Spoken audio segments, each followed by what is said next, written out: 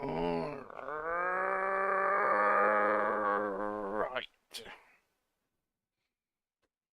Let us, let us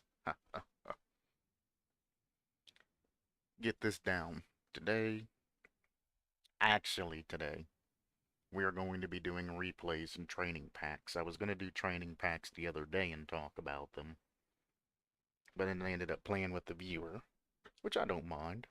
But this time, I'm actually going to talk about some training packs and things like that, and what you can do to enhance basic training packs.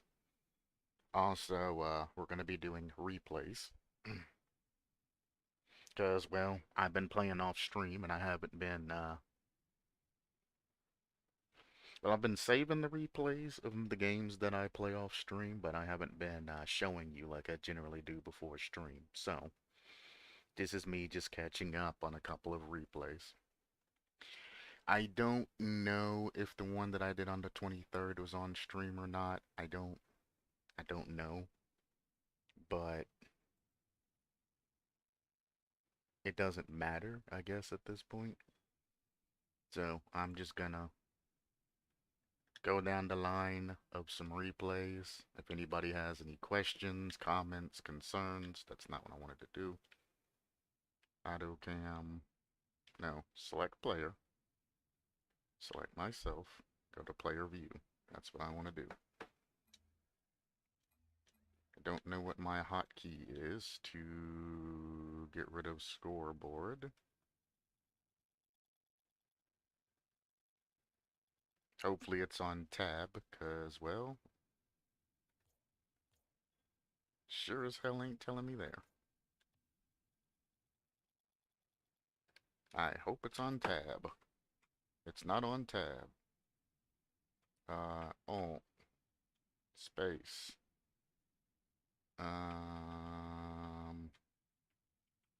Aha. It's on my slash? What the hell? Why is slash my scoreboard? Anyway, here's some of the matches through. Obviously, I'm going to be doing a little commentary over it while we play and whatnot, but these are basically the ones that you caught up on. Afterwards, we're going to look at some training packs and shit like that.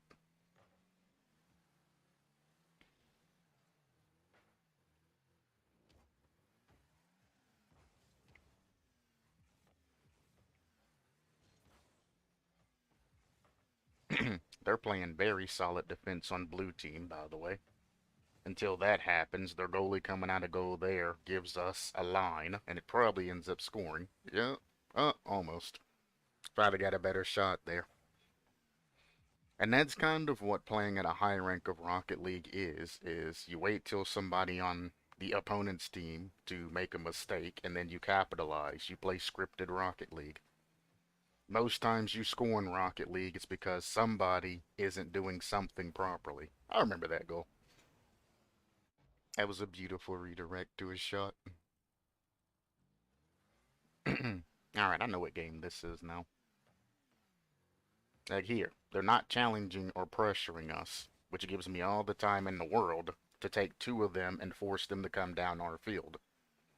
If my team would have split out and followed me there, we would have had an amazing ass play, the counterattack. Neither of them are back in goal right now. You see, they're just kind of chilling. Their guy that's back there is playing good till he goes for something like that when his other teammate's not even back in goal yet. In Champ, you have to allow a little bit of leeway because they're probably going to go for the big boost, then rotate back. So you have to give them a little bit more time than what you'd give like a GC that's rotating back. Opposite post rotation by me allows me to... I could have shot that, actually, into their damn net, as smooth as that was of a pass. But that could have been another goal for us. And as you can see, we have an aggressive play. Two of us are up, and then our back man is staying back to pick up the slack. And we make plays like that. And we continuously aggress. Only two people should be upfield. When you ain't got boost or when you do something that puts you out, you rotate back and let somebody fill in the gap. At no point in time did all three of us come up at the same time. You see that? One went up, the other one stayed on the opposite post. That's why he's able to save that. He misses. I'm not going to rush to that corner because the corner's their strong suit. Teammate challenges. I rotate back. Goes the other teammate. I rotate up to pick up what's going to happen next, just in case it don't work. And I guess they forfeited after that. That was a nice game. This is like an extremely, extremely low MMR game, which is why I named it that. Ignore the Season 7 Grand Champion because he was a hard carry. I looked up his stats. He's like a Platinum, but he has a GC title because he was carried. Don't worry about that shit. This was an extremely, extremely low-level lobby. So, please don't take any of what you're about to see any kind of serious. This is my car. I think this is the second game I played after going to the Fennec.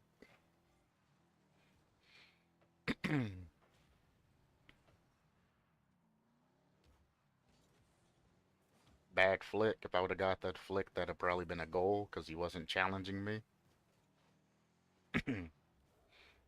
I missed the bump, but that guy wasn't even the one that scored, I don't think. So, it is what it is.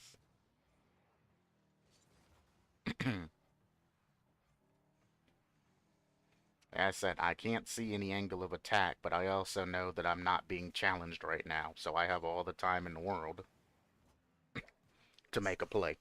And right there is what I'm talking about. Here, the ball goes to the side. This guy is already faking backwards towards his goal. And I'm actually gonna go into fly cam. This guy's on kickoff. This guy isn't even going anywhere usable. He should be going to get boost. This guy should not be up my ass right now. Like, at all. So as this shit goes forward, now that was the guy going for kickoff. The other guy just cheated up. As we're going forward, this guy's turning in to get that boost, which he should have already had. This guy's the guy off kickoff. If you look, from kickoff to everything else, I'm already here grabbing boost. This guy's not there, and this guy's just now turning around. This guy is already turning back towards his net. He should at least act like he was going to challenge the ball to try and make me speed and go for this touch. Then he should have turned around and faked if it looked like that I was going to actually take that touch. So here, where he drives the midfield like this, he should already be up on the wall getting ready. Because if I try to take the ball off the wall or try to hit it off for like a double touch or something, he blocks that immediately. If I go for a far side air dribble, he can just come off the wall and do whatever he needs to do. Plus, he has teammates that are over there who he can pass to for an easy play. The fact that he's sitting here right here and he's not boosting forward, he's not challenging me or anything. Now, this guy is kind of out and doesn't have boost. However, this guy that's right here is also can play a line to goal. So if I do try to take it out or pass it out towards mid to a teammate that's coming up, this guy right here can be a nuisance and could probably interrupt the play. That guy that's over there should have been grabbing that boost and should be cutting back immediately. If you're going to go for this boost, even though, it's on your side, you had better immediately start heading back for the opposite post rotation. Not doing this shit. Like, look, he's about to flip and do all kinds of other shit when he should have just grabbed that boost, continued the momentum, and already been heading back towards his goal. This guy, for whatever weird reason, is kinda sorta going opposite post rotation, but he's doing it weirdly. Because he's flipping right now, He's missing these boost pads. He's missing all of these boost pads. He's also missing the proper line to go back. Opposite post rotation. So if I was to go into the air and shoot that immediately, that guy wouldn't be able to do anything because he doesn't have boost from kickoff. He's also not picking up boost. You need to keep your wheels on the ground whenever the ball is in danger of going into your net. Because if your wheels are off the ground, you're not going to be able to react to it. Going from here to flipping there, you're not saving as much time as just grabbing the boost, and then if you have time, making a flip. Let's hell. With that flip, if he would have grabbed the boost and continued his momentum, the flip that he's doing could have been a cross flip. Boom, boom, landing here, having momentum, and then picked up 24 boost. Then he could turn in and make a quick turn even if he needs to. If you are going to flip, at least flip somewhere where you can get more speed. The way that he's flipping is also bad too. As you can see, there's a front flip there. There's a front flip there. You should not be front flipping, especially not on your side of the field when the ball's up like that. You're asking to get scored on. Front flips, keep your wheels off the ground. The longest. Cross flip. I don't even care if you turn your car sideways and side flip. Anything's better than a goddamn front flip. It's slow, and it keeps your car from you being unable to control it throughout the entire duration of the flip, and arguably a little bit after. So here, this guy's just driving up. He's not even trying to challenge me. If you're gonna come up this far, he might as well have just jumped up there and grabbed it, or he might as well have went up the damn wall and done whatever it is he needed to do. Because at this point, if Prod is rotating back properly and Buck is rotating back properly, he has people behind him. You're going to come up this far, challenge that shit. There's no point for him to be sitting there like that. Like, look, he's not even challenging it. I just take the ball right past him, and then he hits his brakes like, oh shit. Secondly, this guy, which should have been the first guy back, is now going for this corner boost. Why? If you would have been taking things appropriately, you would have been coming back, grabbing all of this, the ball would have went past, and he could have immediately turned and gave me some sort of challenge, some sort of aggression. I have a half full of control right here to get this ball into their net. And I don't even use it appropriately. I could have went around to the opposite side of the ball and just flicked it over him. But I took my time, and this guy was like, fuck it, I'm gonna full challenge. Why?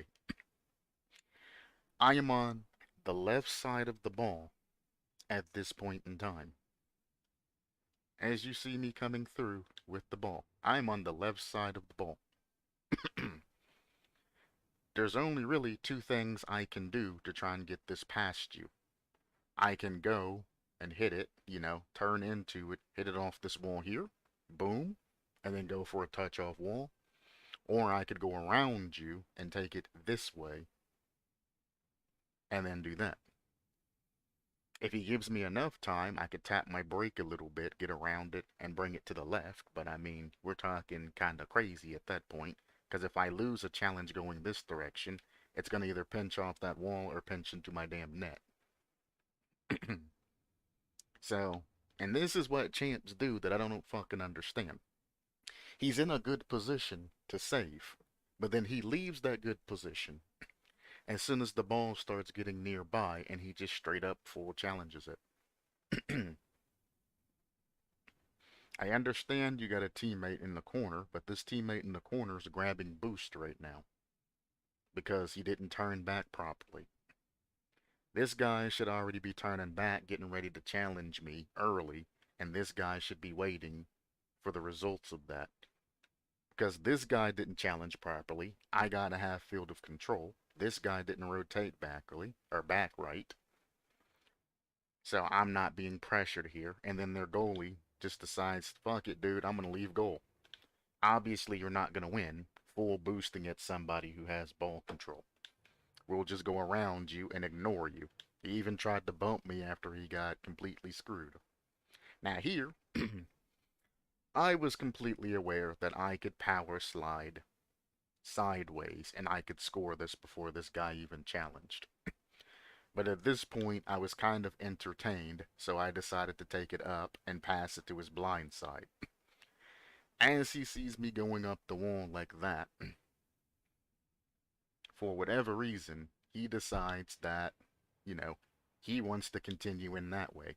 It's obviously that I'm not going to try to score this shit. If I did, you would have never made it there in the first place.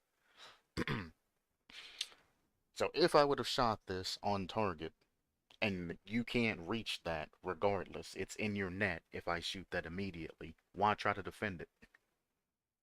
Why even head in that direction and even try to defend something that you're not going to get there in time?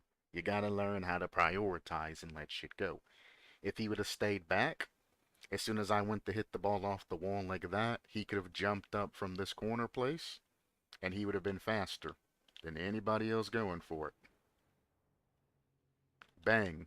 Touches the ball off the wall. He's got his teammate grab and boost there. All three of us are up. Hits it to the side. Seabuck turns around, scores it on our net.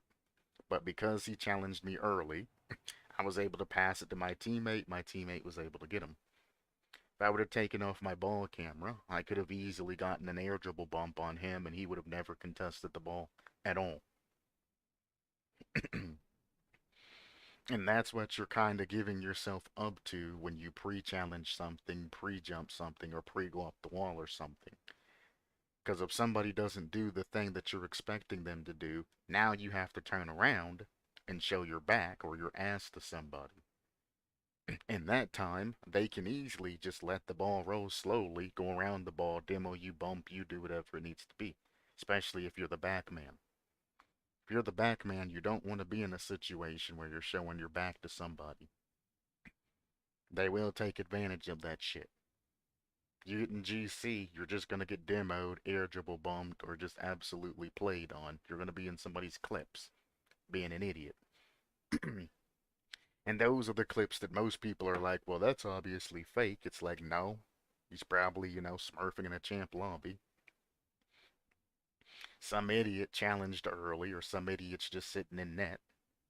And then boom, they got scored on. Yeah, I said, what the hell? Why is that where the auto cam goes?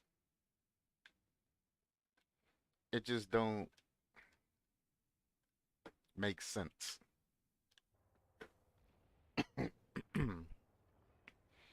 They gave us a free goal because not a one of them wanted to position themselves and rotate back properly.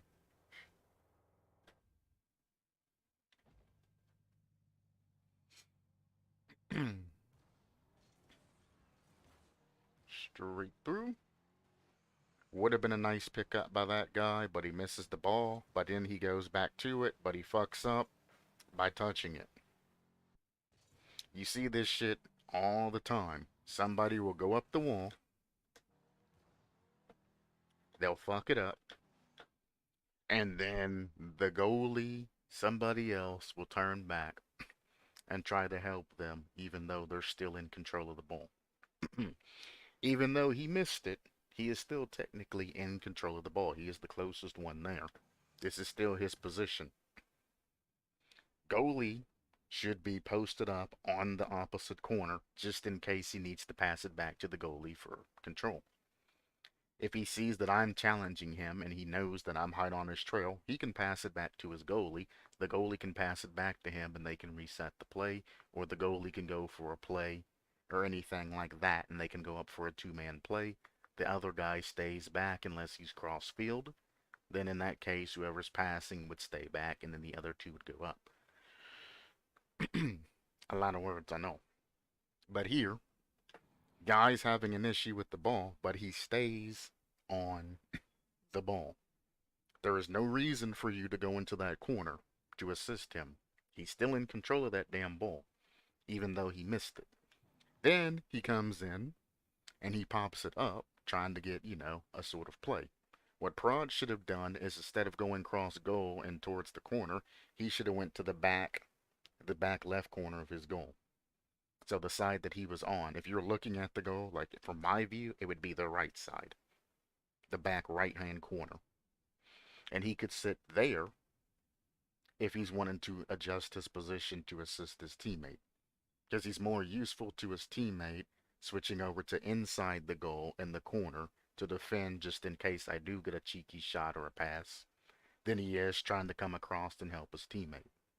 Middle of the goal and corner sniffing ain't good enough.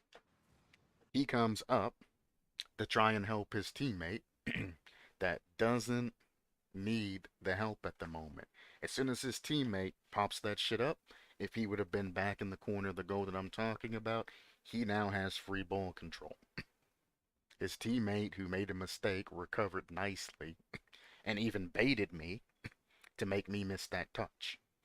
But because his second teammate, his back man, his goalie, is a fucking moron, they just got rid of a good play. You see that they have another guy over there on the left side of their field. Goalie comes out, passes it over to the left guy. We don't have anybody back at the moment defending our net. He passes it left. The left guy either takes the shot if he has it open, or he can dribble it, or he can pass it off wall to try to pull one. They can make play and they can keep aggression. But because of Prod coming up, he fucks his entire team over, and we get a shot in.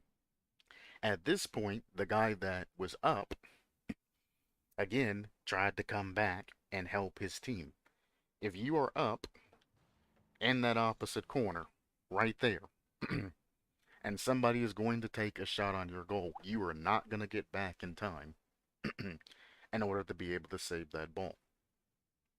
You have to trust that your teammate's going to get a touch and then be ready for the next touch. So you should not be committing for that shit if you have, especially if you got two teammates right in front of the ball. You should not be committing to that shit. You should not be wasting all of your boost and trying to get back as quick as possible. You're going to have to trust that your teammates are going to get this save or this touch. If not, it's going in anyway. You're not going to make it back in time. So as this happens, this guy's panicking, and he's doing two things wrong. One, he's panicking and coming down along the line, and two, he's headed towards that big boost.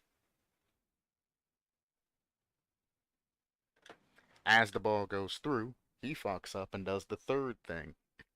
He grabs that corner boost. That's not a good thing to do. You should not be, one, rotating the same side as the ball, and two, grabbing boost as you're rotating back. Because any teammate that could have gotten this ball or any of that and could have cleared it, could have done anything, you've now taken the boost from them, and now they can't make any type of aggressive play because there's no boost to grab. Even in the worst case scenario, and the opponent goes and tries to go for the boost grab, they're still leaving their position to steal that boost, which means there's less pressure on your teammate. And not only that, that guy took the middle boost and then he came back and he stole this corner boost. So even if they do clear this shit properly, which all three of them are now there committing in the corner, that guy wanted to really come back. He definitely should have did an opposite post rotation and went to the opposite side, because your teammates, you're going to be relying on them. And if your teammates double commit and you're going opposite post rotation, both of them can just reconvene, recover, and make a dual play. They both double commit, one grabs ball, one goes out, one passes to the other one, etc., and they can still make a play out of a bad situation. If all three of you are there, how are you going to fix this? How do you fix this when all three of you are in a corner that's not even dangerous? You get a touch. The guy that has come back, taken basically everything and all of that, continues rotating back to goal. The other guy rotates back for boost because he didn't have boost because that was your original goalie. And now you got a solo man attacking ball. The solo man gets beat, but guess what? If he would have had the chance to grab that boost when it was first available, and not have to, guesstimate if the boost is coming back or not. He could have easily went up, picked up the boost, faked up the wall, and then gotten control of this ball. The other two are now seeing that their teammate got beat, and they're immediately heading up wall. Why? Why? They should know where all three of our positions are. I can tell you right now that none of us are up right now, and I'm not even looking at the field. I'm going to put my money where my mouth is, and I'm going to show you what I'm talking about. We'll go to fly camera, and not me.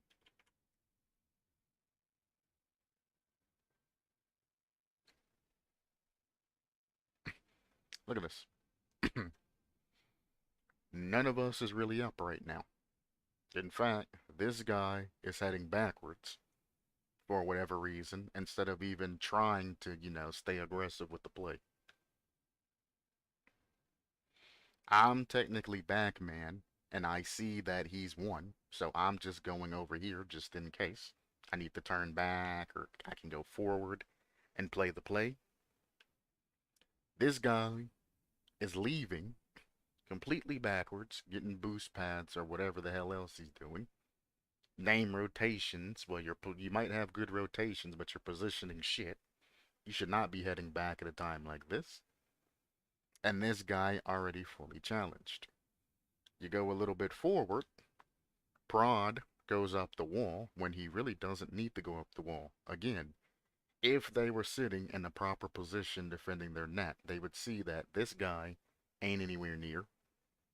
I'm in no man's land. There's really only one angle that I can go for, and my dude is rotating back trying to grab boost right now. There ain't nobody upfield. You got all the time in the world to clear this. But he goes up, misses it. Who would have thought that going for something early, you'd miss it? It lands down. This guy missed the ball, but he is turning back forward using his recovery skills. And look where this goalie's doing. Messing up. Again, if Seabug don't get this, your odds of grabbing this as the goalie that's sitting here is super low.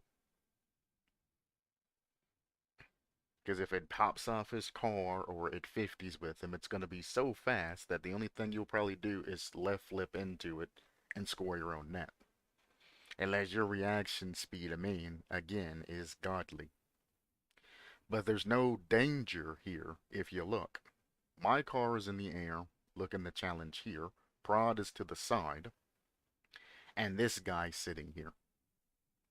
Prod should not be challenging this because his teammate's literally right there. If I go to push this, Seabuck just deflects it off to the right side. Seabuck's the one that should be challenging this. Prod, when he fucked up and missed, should have continued forward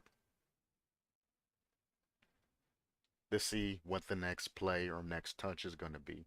Because order of operations, if Seabug don't get it, then Johnny's going to have to get it. And if neither of them get it, it's basically goal time. But since Prod came back and did what a lot of champs do, they fuck up and then they immediately go for the ball without checking to see if anybody's there. It's fine if you fuck up, but don't continue fucking up. Prod gets a clear, but you see what the problem is now? Seabuck, which had a very impressive play, lined up. Johnny, who was reading, what was going on, and both of them being able to go up together and make a team play, has now been undone because Prod's passed it over to rotations. If rotations would have never went back for boost and stayed in his original position over near the side, we could have made another play. Because at the moment, I just committed. Rotations is trying to put it back, and then our back man is doing backman things. This is a very dumb challenge. Here, both of you are going towards the same angle. So if rotations doesn't do something here, it's probably not going to end up being the greatest. He's going this way, looking like he's looking for a dunk or a touch over. Rounds is just looking to, get a touch to the side. Rotations is heading back, yes, but if this somehow pinches off that wall and back, it's going to be an issue. I haven't recovered.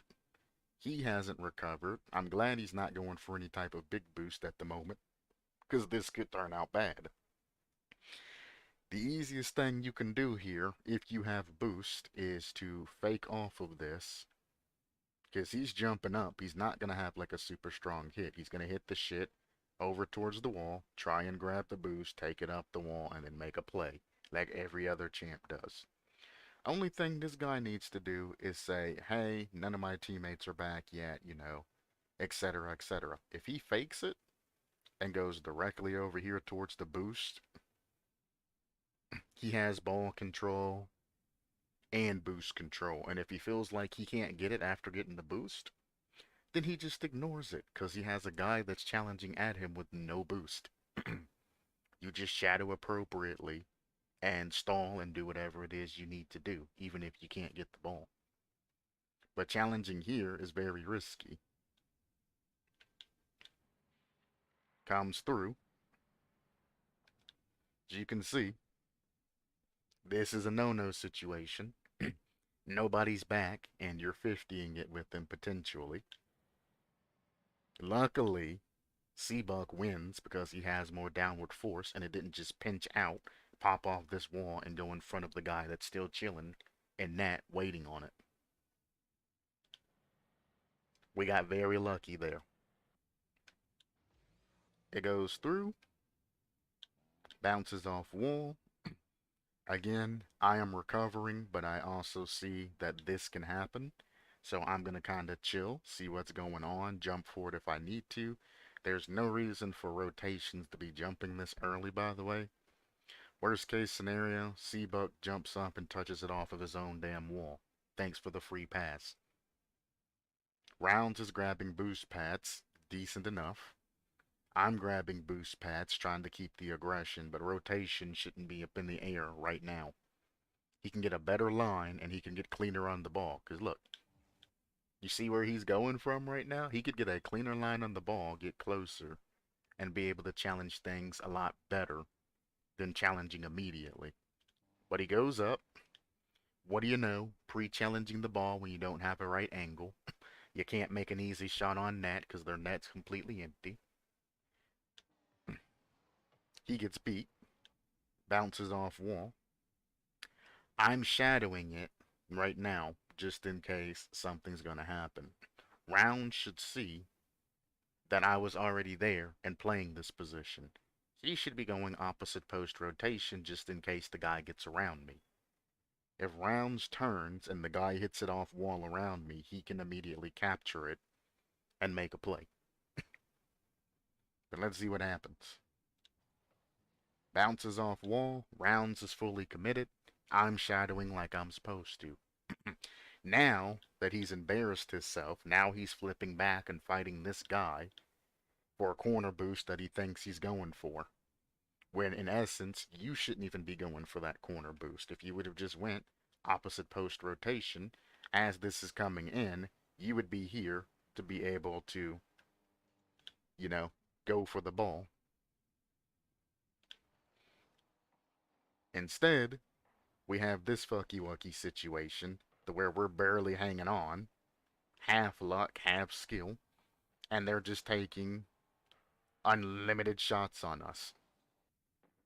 Again here, rotation continued forward when he missed it, but then he immediately started turning back. Why are you turning backwards and why are you flipping? You were already in that position. Continue the ball along. Don't come back.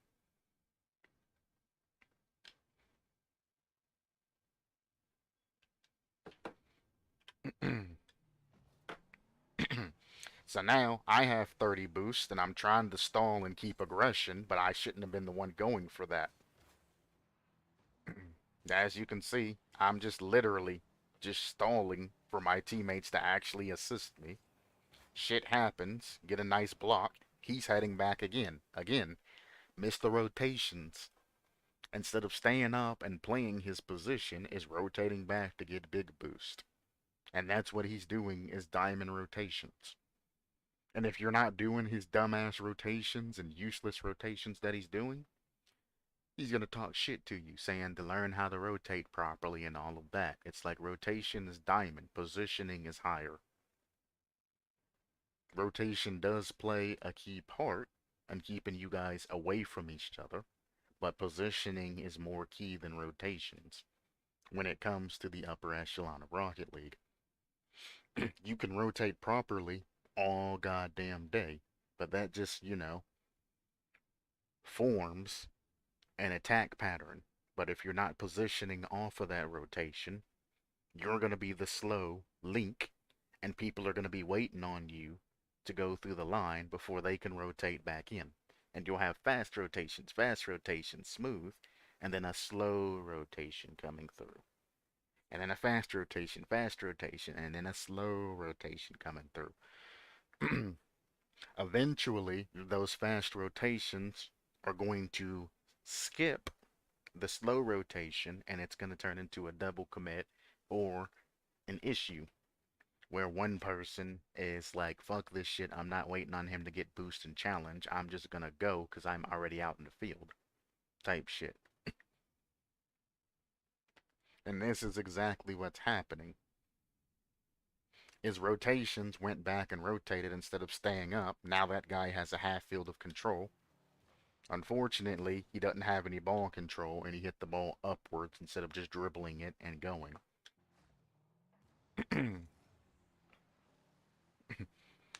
So from here, like I said, I'm just going to watch that guy near me, pop it over him because I know that he pre-jumped. And like I said, typically, if you're doing a rotation strategy, that's when you would rotate back to goal, giving it just free whatever. Here, I'm not going to go up.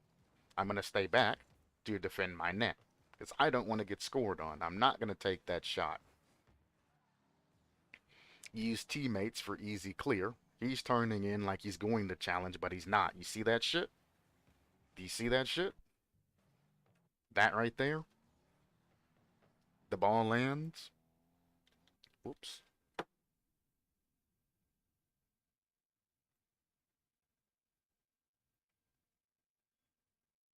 There we go.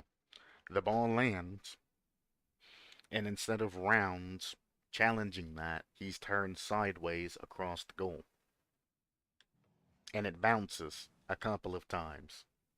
And they also get a chance to score, because if that guy would have got that to our top left corner, he'd have probably got that goal before he decides to challenge. What is the first thing that he does when he goes to challenge?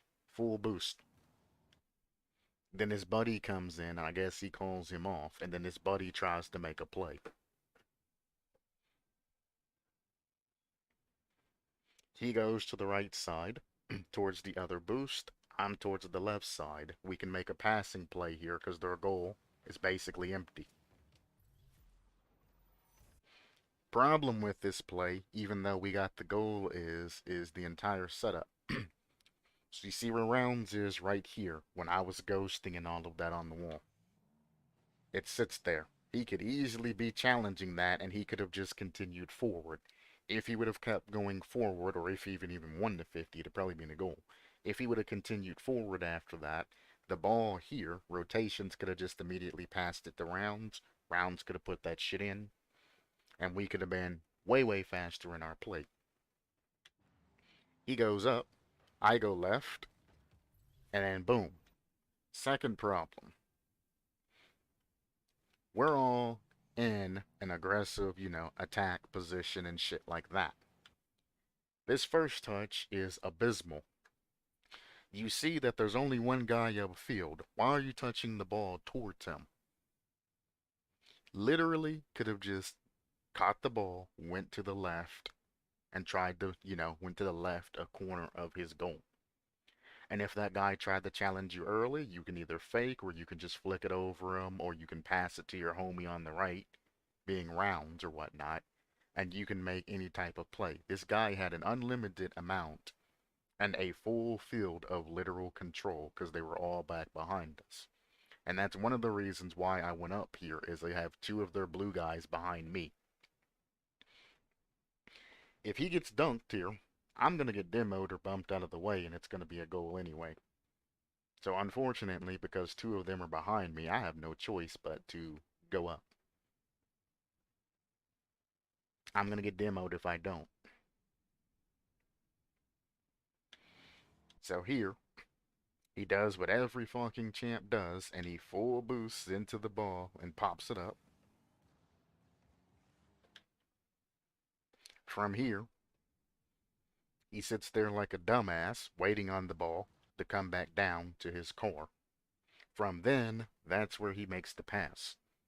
If that defender was smart and going towards the goal as soon as he popped the ball up and was waiting for it to come down, you could basically assume at that point that he was going to shoot the ball afterwards.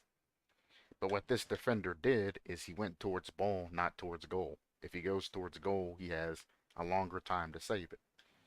It goes across. As you can see, the ball was not in the opposite corner at all. Nowhere near the opposite corner. He could have saved that if he would have just went towards goal, not ball. And that's in. And I remember him getting mad at me for redirecting that, but I'm like, brah, you should have passed it to me to begin with. You shouldn't have clonked the shit off your fucking head towards the guy that's defending. And then got a very lucky touch to the side because he was dumb and went towards the ball and not the goal.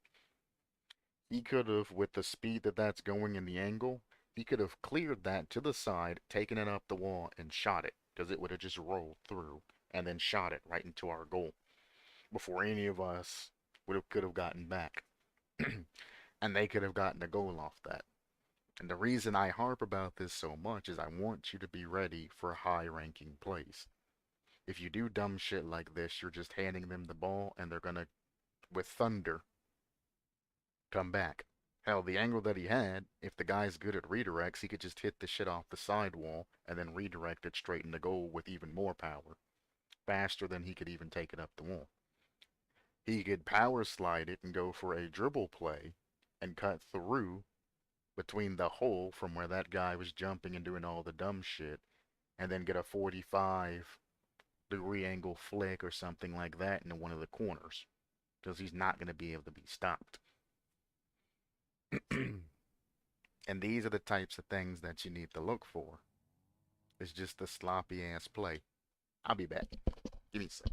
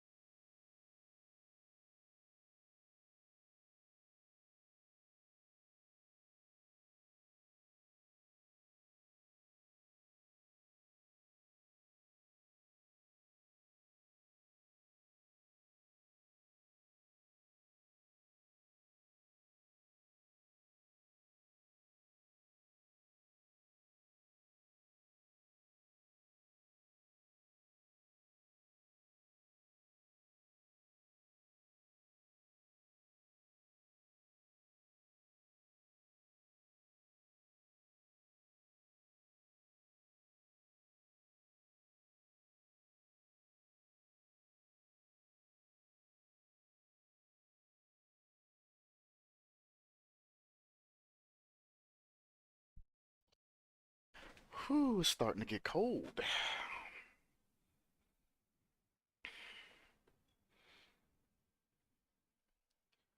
Yeah, boy, yeah, boy, yeah, boy.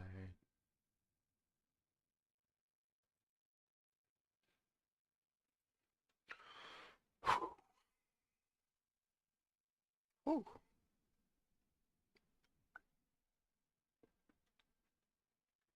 My damn feet are freezing too. Anyway,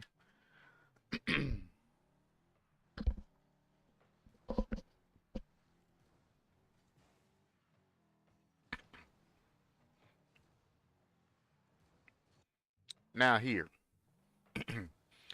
I know a lot of you are probably asking, right here, why didn't I turn on this and pick this up on the wall and try to make a play out of it?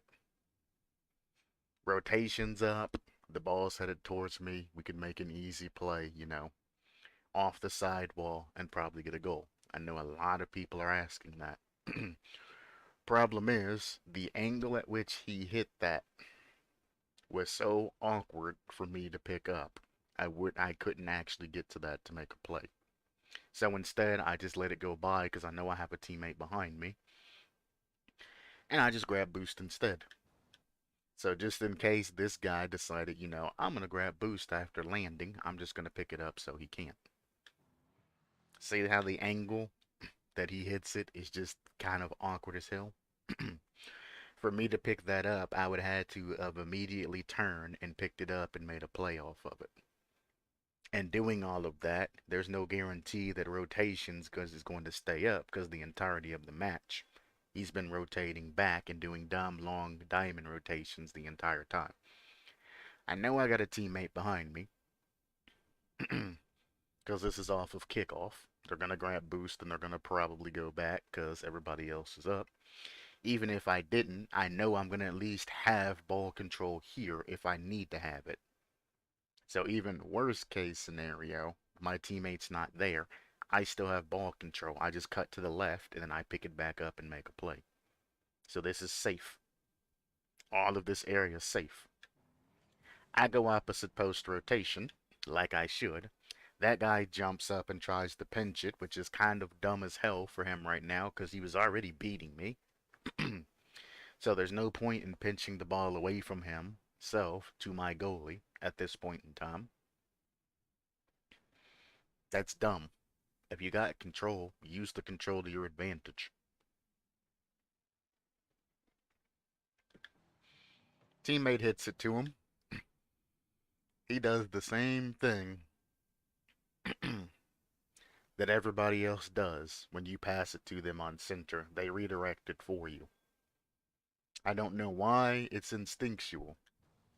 If the other team passes to you, they feel like you have to touch this ball here and you have to do something with it. Because 9 times out of 10, you're going to have a teammate coming for this ball. You know you have space because he literally just passed the ball away from you, and you know where all the other people are on the opposite team. There's no point in redirecting that because if you manage to Charlie Brown your teammate or some shit, now you have to continue along with no boost, which most people at that point pass it to their goalie, and then their goalie passes it to the man that's already up, and then you're making like a long distance play. While the guy who needs boost, sometimes they go back to goal, sometimes they grab boost and position properly.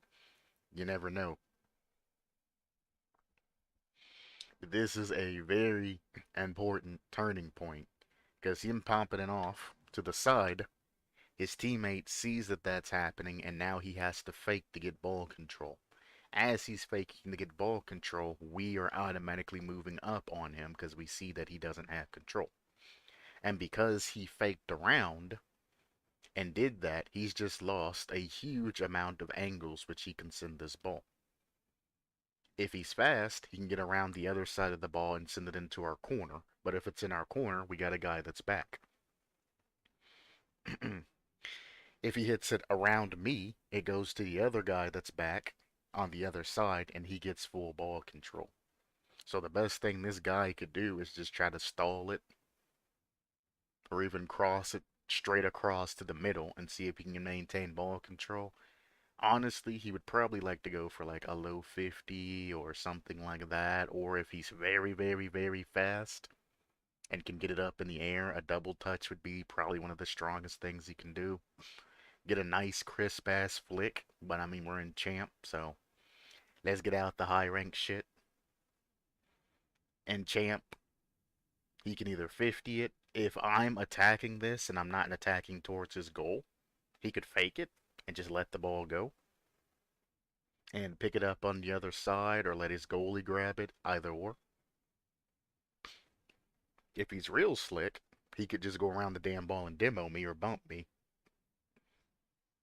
Because at this point, I'm reading him actually touching the ball. As you can see, my angle isn't going towards the ball, it's going kind of towards around the ball, like I'm expecting him to hit the shit.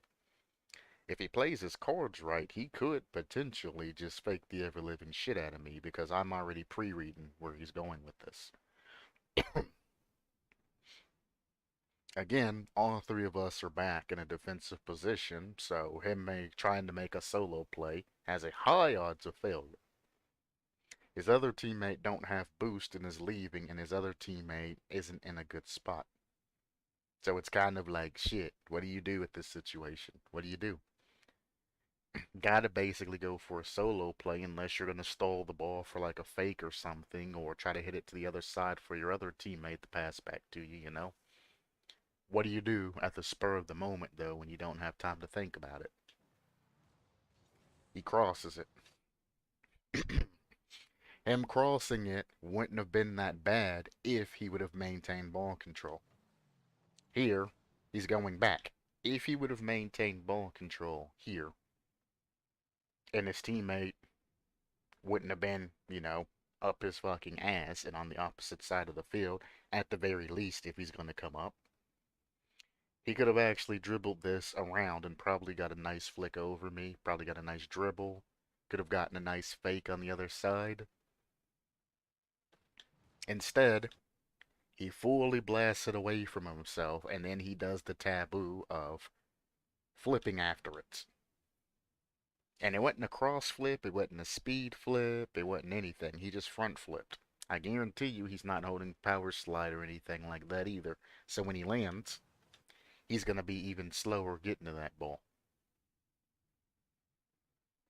As far as I was away, he could have just gotten away with a cross flip and holding power slide with a little boost at the right time, and he would have dusted me and had a good angle up the wall. Now, my other teammate's probably already heading that way to block him off just in case he does win. But as soon as I see he hits the ball from himself, I know all I need to do is be there to block him.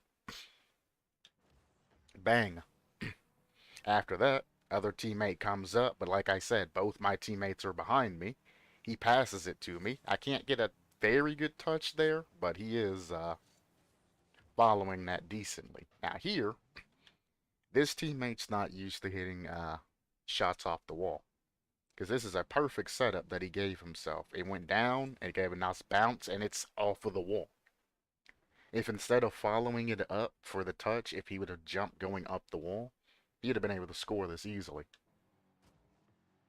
Instead, he continues it along, and I have to go for a 50 with zero boost again, which I try my best. There's a 50 there. Again, I don't have boost, so I try to do what I can to stall this. Grab one boost pad for the fence, and then we wait. I see that I have all of this control. I see that their goalie is rotating back right now. If he would have let me have that, I would have had the ability to make a play even with 12 boost.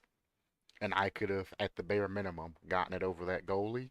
Rotations could have turned back for it and helped me score it if I didn't score this, which I should have, because, I mean, it's dead obvious that I have the advantage there. It's a shame he hit that shit away from me and didn't let me grab that.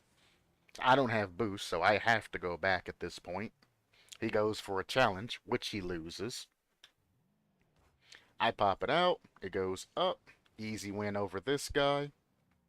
I wait, try to go for a 50 there, doesn't matter. And these 50s right here, you do not want to be boost double jumping 50s like that.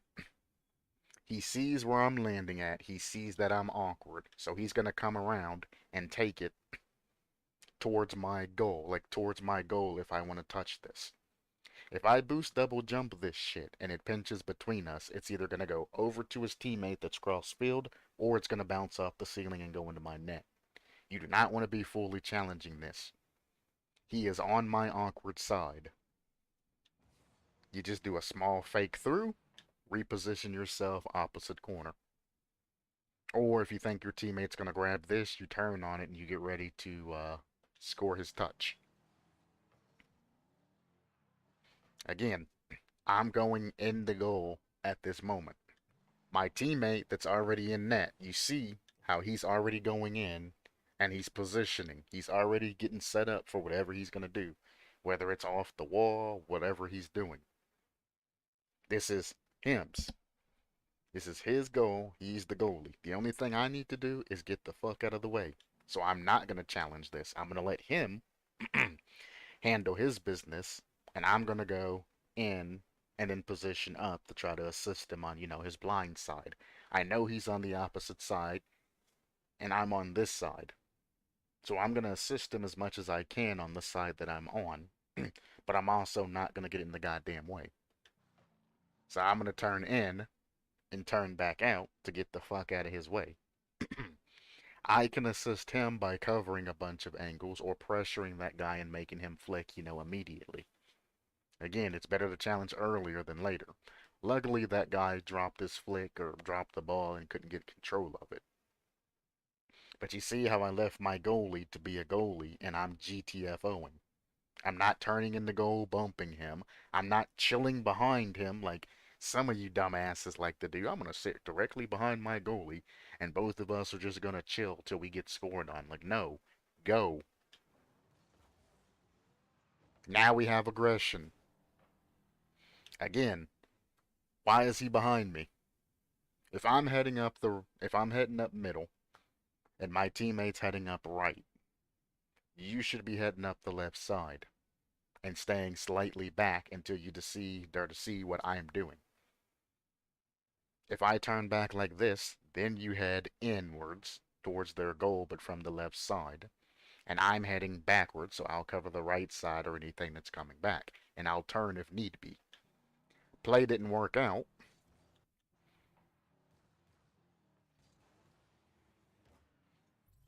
But we ended up getting a goal anyway because, well, I pay attention to the game and I know when to turn on shit. What else is new?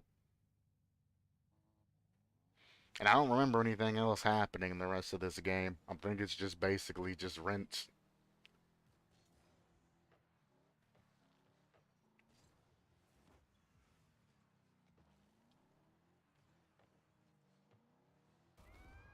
Yeah. The rest of it's just rinse.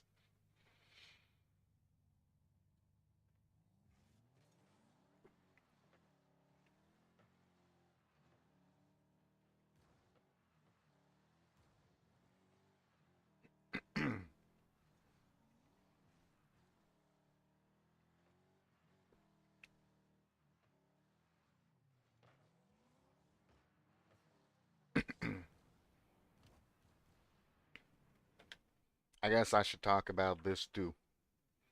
For those of you that didn't see what was happening here. As I'm rotating back and all of this is going on, I see that my teammate is passing to the other teammate here. And then he's going to get boost and turning around. So he's basically going opposite side rotation. I know that he's going to turn back to goal after this because the only thing our teammate can do is either solo play it or pass it to me. So when he does this and it gets sent here, the reason why I don't immediately panic and try to cut across and get that shit is because if I don't get that, challenging that, my goalie's not going to have enough time to react. If it's close to goal and my goalie is in a proper position, which again, he's coming from boost side and doing an opposite post rotation like he's supposed to be, if my goalie is in the proper position, I don't need to do anything here. The shot's just going to go by me ever so swiftly, and if he gets a good clear, he's going to pass it to somebody that's in the outfield and we're going to make a play. All of them are up right now. Unfortunately, he doesn't get the greatest clear, but here, I don't need to do anything except for get ready for his touch. So I move out of the way and I let my teammate who's back grab that. You don't need to challenge those. You got a teammate behind you in net. Let them handle it. I know it's hard for some of you to do, but if I jump for that and I miss it, we get scored on here. He clears it up, and then I'm able to immediately jump on that and help him with his clear. That is the proper order of things. I don't need to be going out and doing dumb shit. Let the goalie, who is positioned properly, handle his business. I don't need to help him. He gets a touch, I'm immediately to help him. Boom, and then we're playing. Bang, her third guy comes in, picks up the ball, and then we're all good.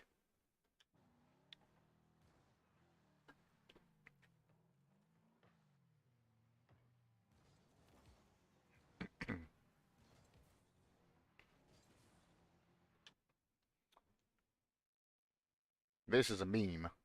This is literally a meme. People that know they can't even get to the ball are jumping here. What kind of dumb shit is this? Bear in mind, that guy is all the way across by their net.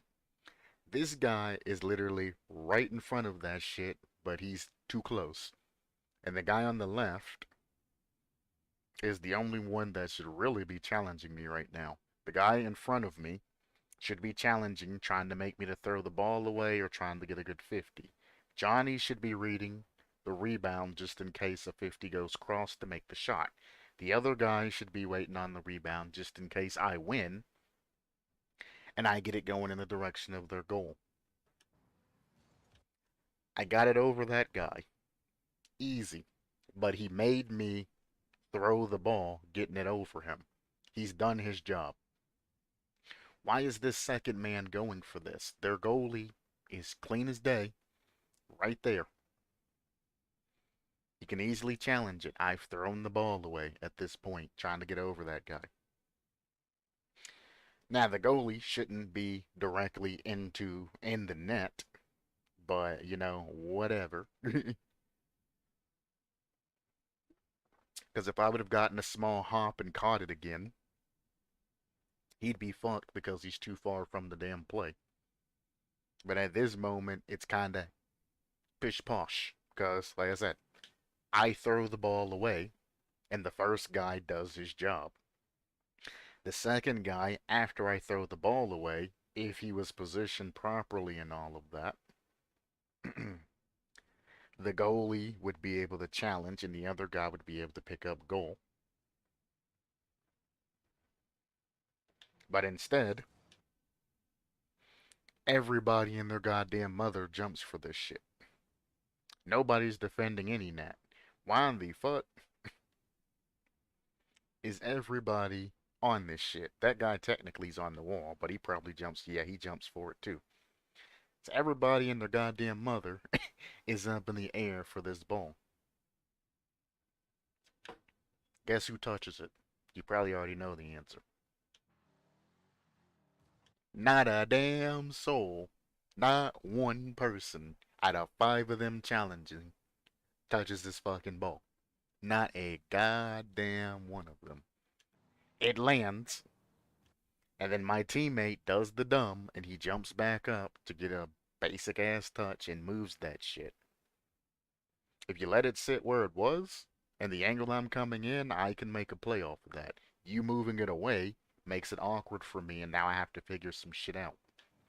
So now, I have to try to do some crazy shit to try and get things, reset. But if he never would have touched it, I would have had the wall to my availability. I could have came in, swooped it up, and dribbled it. That was to my availability. But dumbass popped it out of the way and basically took away all of my options. Here, I know I can win this, but I'm not going to challenge it directly. The problem is, none of my teammates are back. So even if this is here, and I touch this, let's say off the wall, or I go to do some flick or something crazy, none of my teammates are landed, none of my teammates have boost, none of my teammates are recovered. If I hit this over that guy, it goes to his buddy puts it on target, I'm done. So we go in, we fake it, because this guy pre-jumps like a motherfucker. If he hadn't jumped, then I would have went in and challenged him. But because he pre-jumped, I know it's going to be a soft-ass fucking touch. It's pre-jumping. If you're going to do that, get close to the ball, then make your touch. Get power shots. Don't pre-jump, then touch it. He touches it light as hell. And then by the time all of that goes through, my team's able to pick that up. Even if I miss it, oh well, big whoop. I blocked towards goal. That's all I needed to do.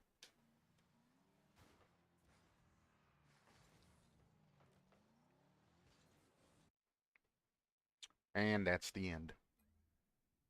I shouldn't have to explain why I went for that. Clock's on 0. This one, this one is sad. Because the guy on the orange, or the people on the orange team are always like, no problem, no problem. So we scored a goal, and they were like, no problem, no problem, no problem. We got this. It's no problem. Scored another one. No problem. We'll come back. We'll win. It's no problem. Nothing to worry about. We scored another one. Nothing to worry about. It's only 3 down. We got it. No problem. No problem. We can beat these guys their ass. Fourth one down. I was like, it seems like you guys have a problem. Maybe a simple problem, but it seems like you have a problem, and maybe you need to take us more seriously. And he's like, nah, we got the victory. You guys are ass. We'll win anyway. It's no problem. It's no problem. It's no problem. 7 goals. The motherfucker was still like, no problem, no problem, no problem. And then he's like, I bet you won't rematch us. And I'm like, you're right. The only thing that you've done the entire time is do absolutely nothing but say no problem. But the funny thing about it is they wanted to talk shit, say that we're trash, say that they would beat us the next time and all of that. And I said one thing to them. I said, you guys had 2 shots between all 3 of you the entire match, and then they all just left. So I think this is this replay. But I'm going to go through. I'm not going to talk about this one, because this one's just dumb people doing dumb things. I don't even think I'm in this lobby right now. I think I joined. Yeah, I joined partway through. Wait for me to pop in.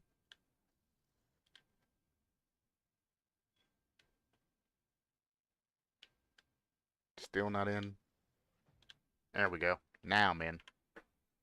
This is even worse. I joined in at the 4-minute mark.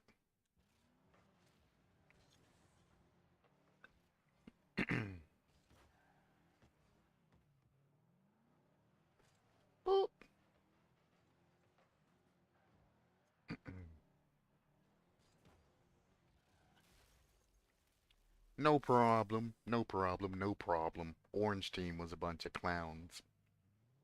We got it. It's just a lucky shot. No problem. We got them. No problem.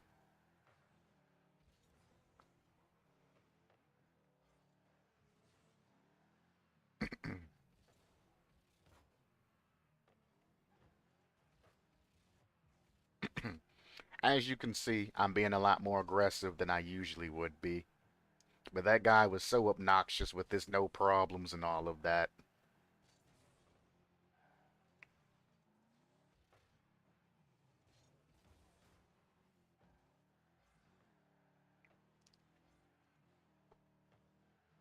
I'm like, I don't understand how people can lose and then nonstop talk shit. And I'm not even saying that we even played that good, to be honest with you. It's just the sheer fact that that guy kept saying no problem and basically not putting any respect on our names is what started all of this. Like, you're gonna talk shit saying that, we're no problem, you should win, all of this other shit, we're not good, etc., and you can't put anything up. It's like, brother, maybe it's time that you get out of the denial phrase and admit that there might have been just a slight problem.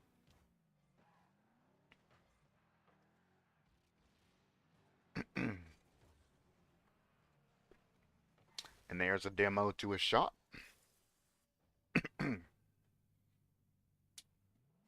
That's no problem, no problem. They're trash. They can only demo to get goals. No problem, no problem.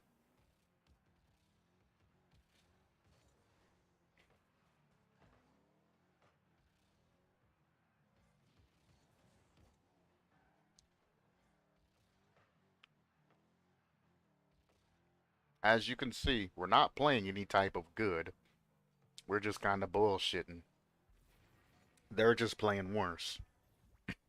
No problem, no problem, no problem. It's just lag. No problem. We can still win. They're ass. Get that man's with the old fakey duty.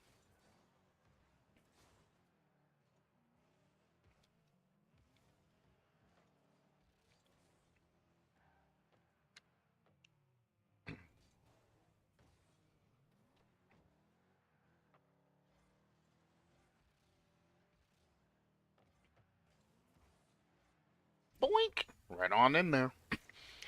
Improper positioning at net. No problem, no problem. And I'm just like, how?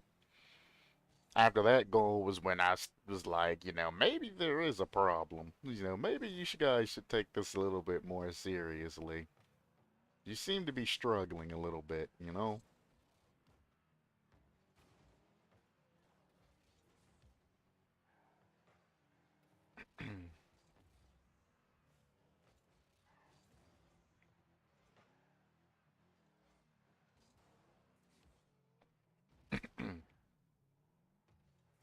That's where one of their shots came from, by the way, and I basically gave it to them.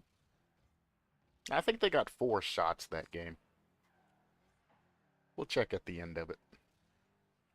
A minute left, by the way.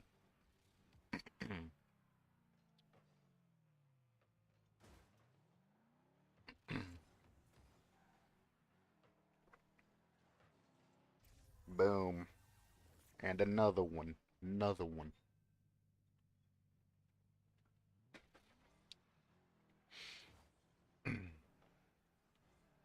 As you can see, at least up to 5 goals, they were trying their asses off.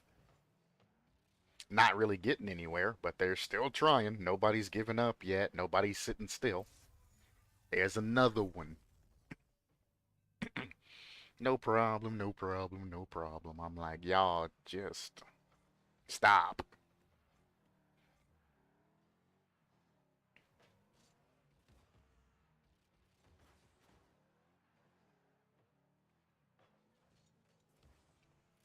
And another one. Another one. From here, this is where we started talking to each other. We're like, do you want to Brazil these guys? He's like, yeah, fake it. We fake it. Our other teammates like, no, no Brazil. And I'm like, come on, man. They kept saying no problem. We should have at least Braziled them. But he's like, no, I want the sweep. Show them that it actually was a problem. I was like, all right, fuck it, dude. And that's the end of that. Let's see. So between all of them, that entire game, they managed to get 2 shots. Whole game. 4-minute game. We got 7 goals, and they only managed to get 2 shots. I thought it was something low. And they were no problem, no problem, no problem. And then I just called out that throughout the entirety of that game, they only managed to make 2 shots on us, and they just immediately shut the hell up and left. It's like, yeah, it's kind of a problem. You guys were stuck defensively, and you only got 3 saves, one apiece, and 2 shots. One of which, as you've seen, I gave to them because I back passed and they got a shot off of that. So they technically on their own only made 1 shot's worth. But it was no problem to them. No problem, no problem, no problem.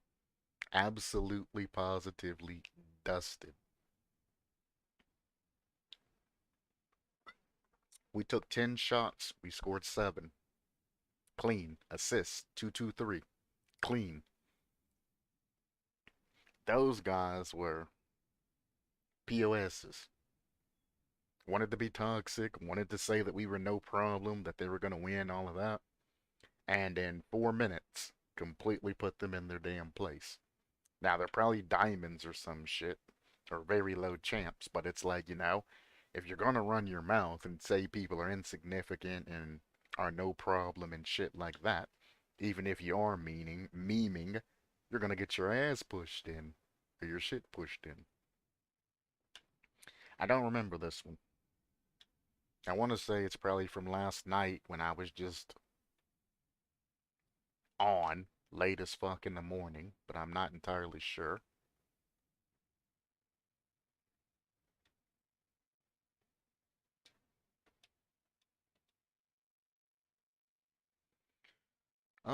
Let's see. We got an RNG champ, a regular dog, a season 5 tournament winner, probably carried, and then us.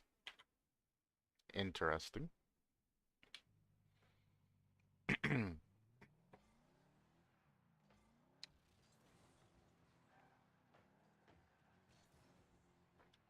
Yo, where's my names at?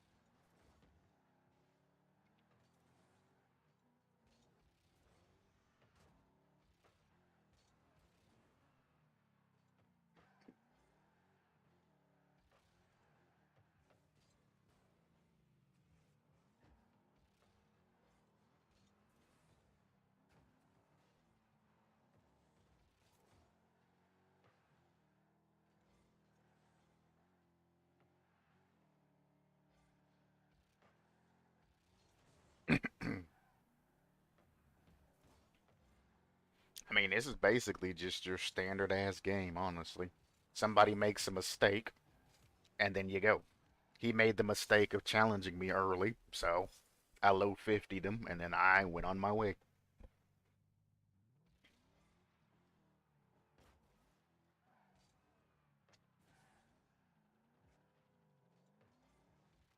That's a double commit challenge there.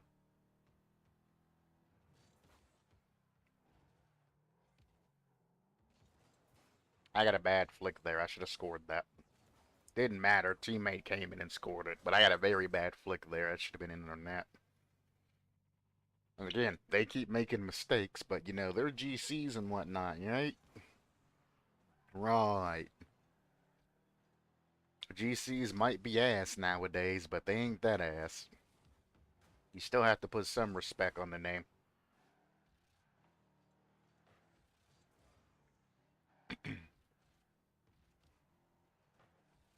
That'd have been a banger of a shot.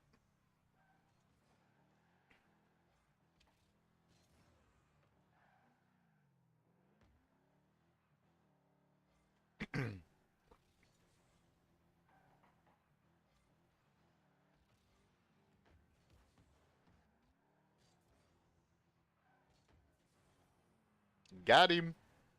Easy fakes.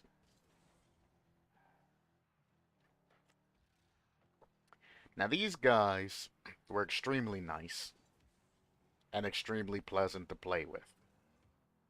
They were saying nice shot, all of that other shit. These guys were not toxic at all.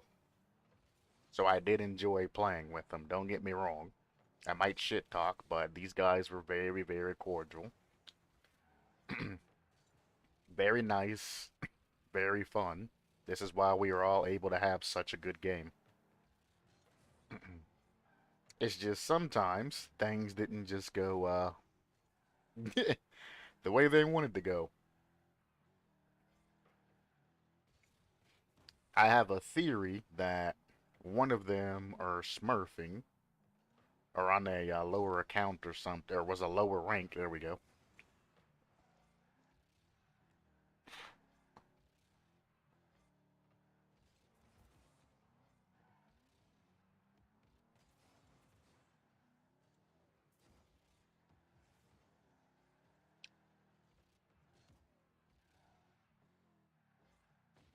Mm, nasty demo.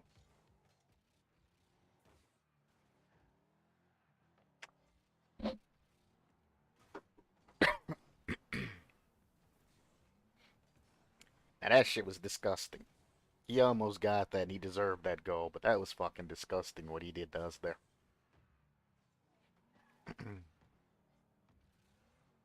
He caught us during mid rotation and all of that and fucking played that to a T. It's sad that he didn't get that goal there. But like I said, this was a pretty chill lobby. Notice that at no point in time were they targetedly demoing us non-stop. Nobody seemed to be mad. Nobody was really bumping anybody angrily. Everybody was just, chilling and playing.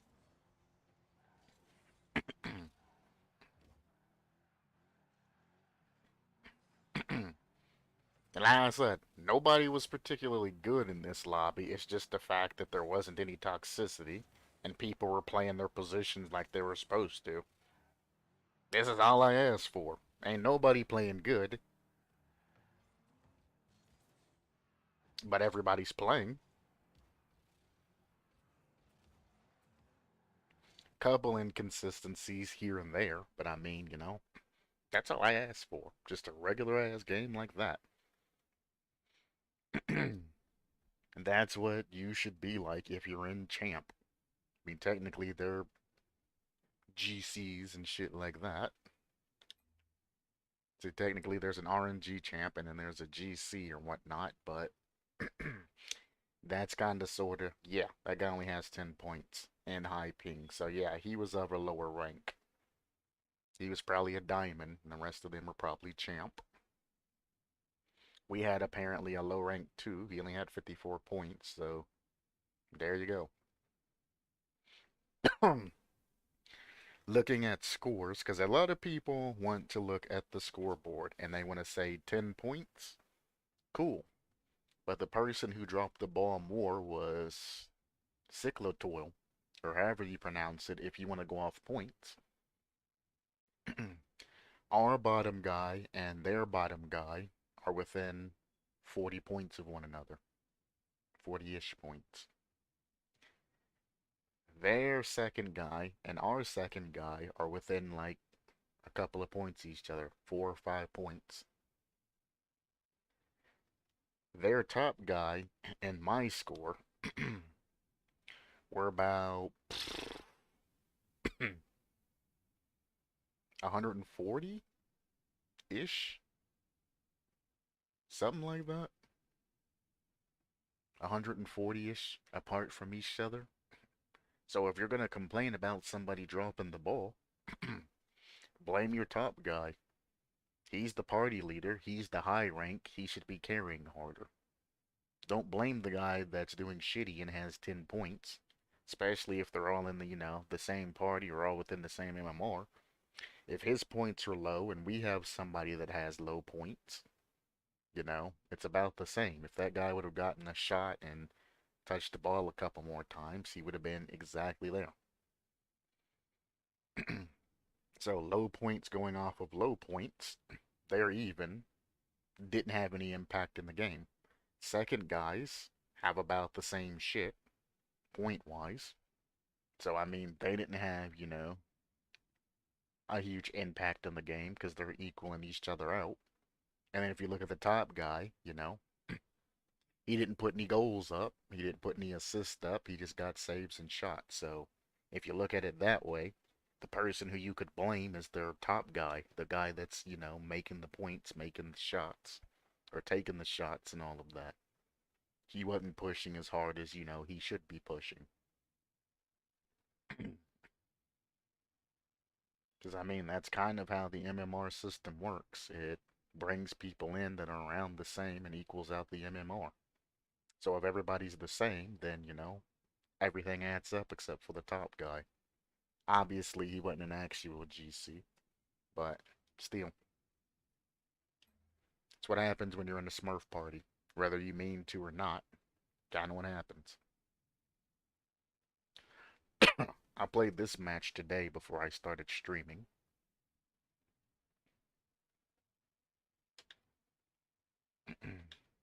I was just.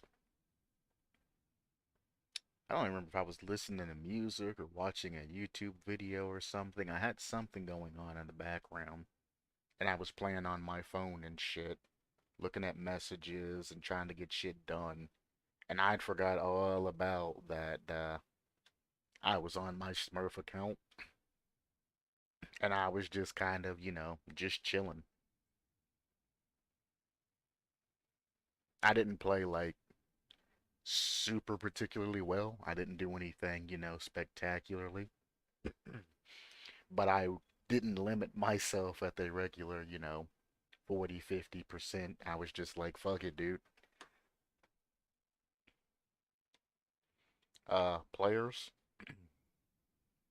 There's your list of players and all of that. I don't think they're of high rank. They're probably around champ, something roundabout there. But here you go.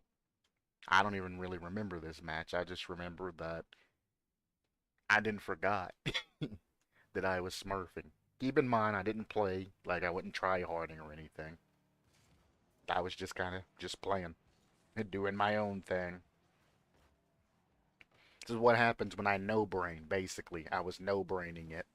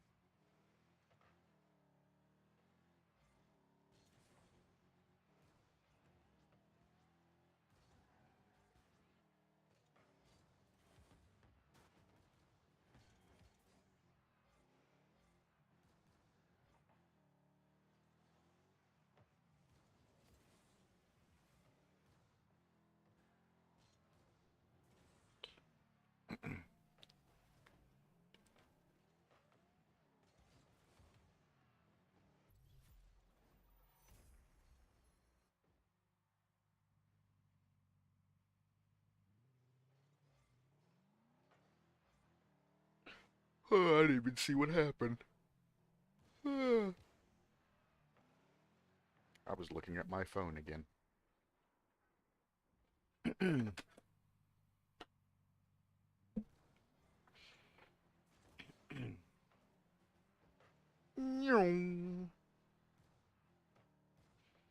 But you see what I mean about full court clears and shit like that?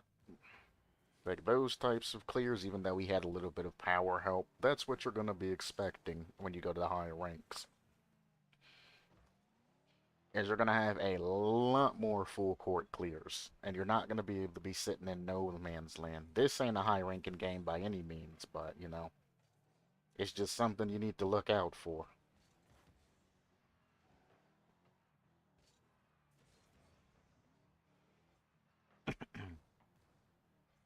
You see what happens when I no brain? I start becoming a goddamn ham. I start musty flicking and setting people up and doing all kinds of dumb shit.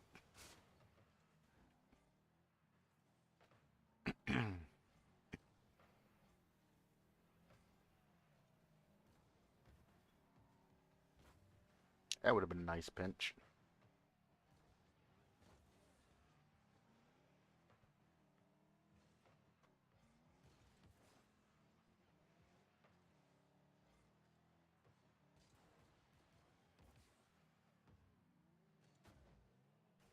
Their defense is on point, boy.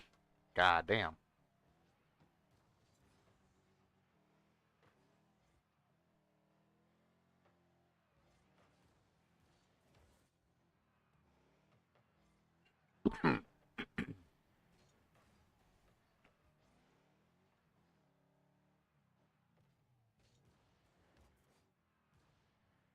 He done fucked up. Again, no reason to full challenge that shit. You got both your guys upfield. There's no reason for him to be boosting up and trying to challenge that shit. You can get closer, but you shouldn't be full challenging it, just in case I do touch it. Keep some distance and get the free pickup.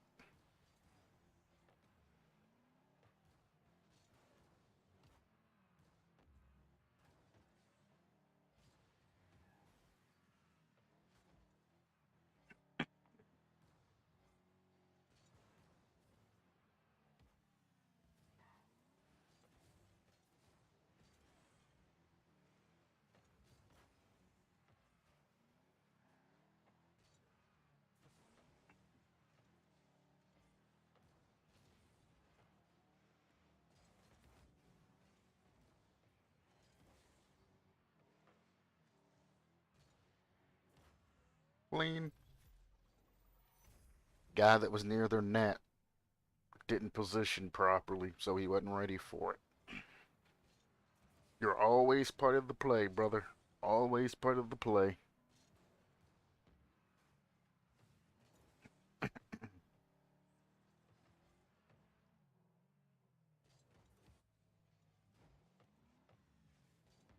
There, me challenging earlier, even if I lost it, my teammate that's in goal had enough time to pick that up.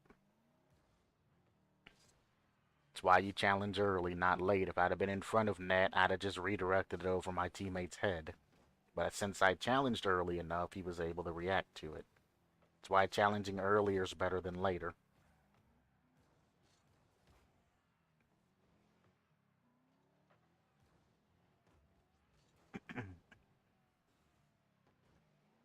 Again, if that teammate would have been patient, because I was shadowing it for the pass down. What the fuck kind of lag was that? He would have been able to pick that up, no problem. There, I said need boost before I went for that, by the way, so they'd know that it's not going to be a good clear.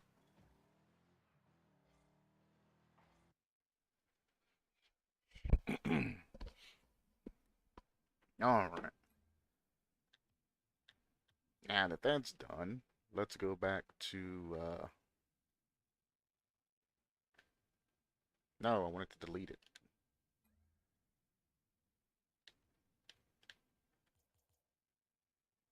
Now, this one can be deleted. I need to add more shots to this training pack, honestly, but fuck it, dude. This is the training pack I left off yesterday. So, as I said yesterday, you got a couple of different methods of attacking the particular ball. This is the boost double jump method, which lets you go extremely high, extremely fast.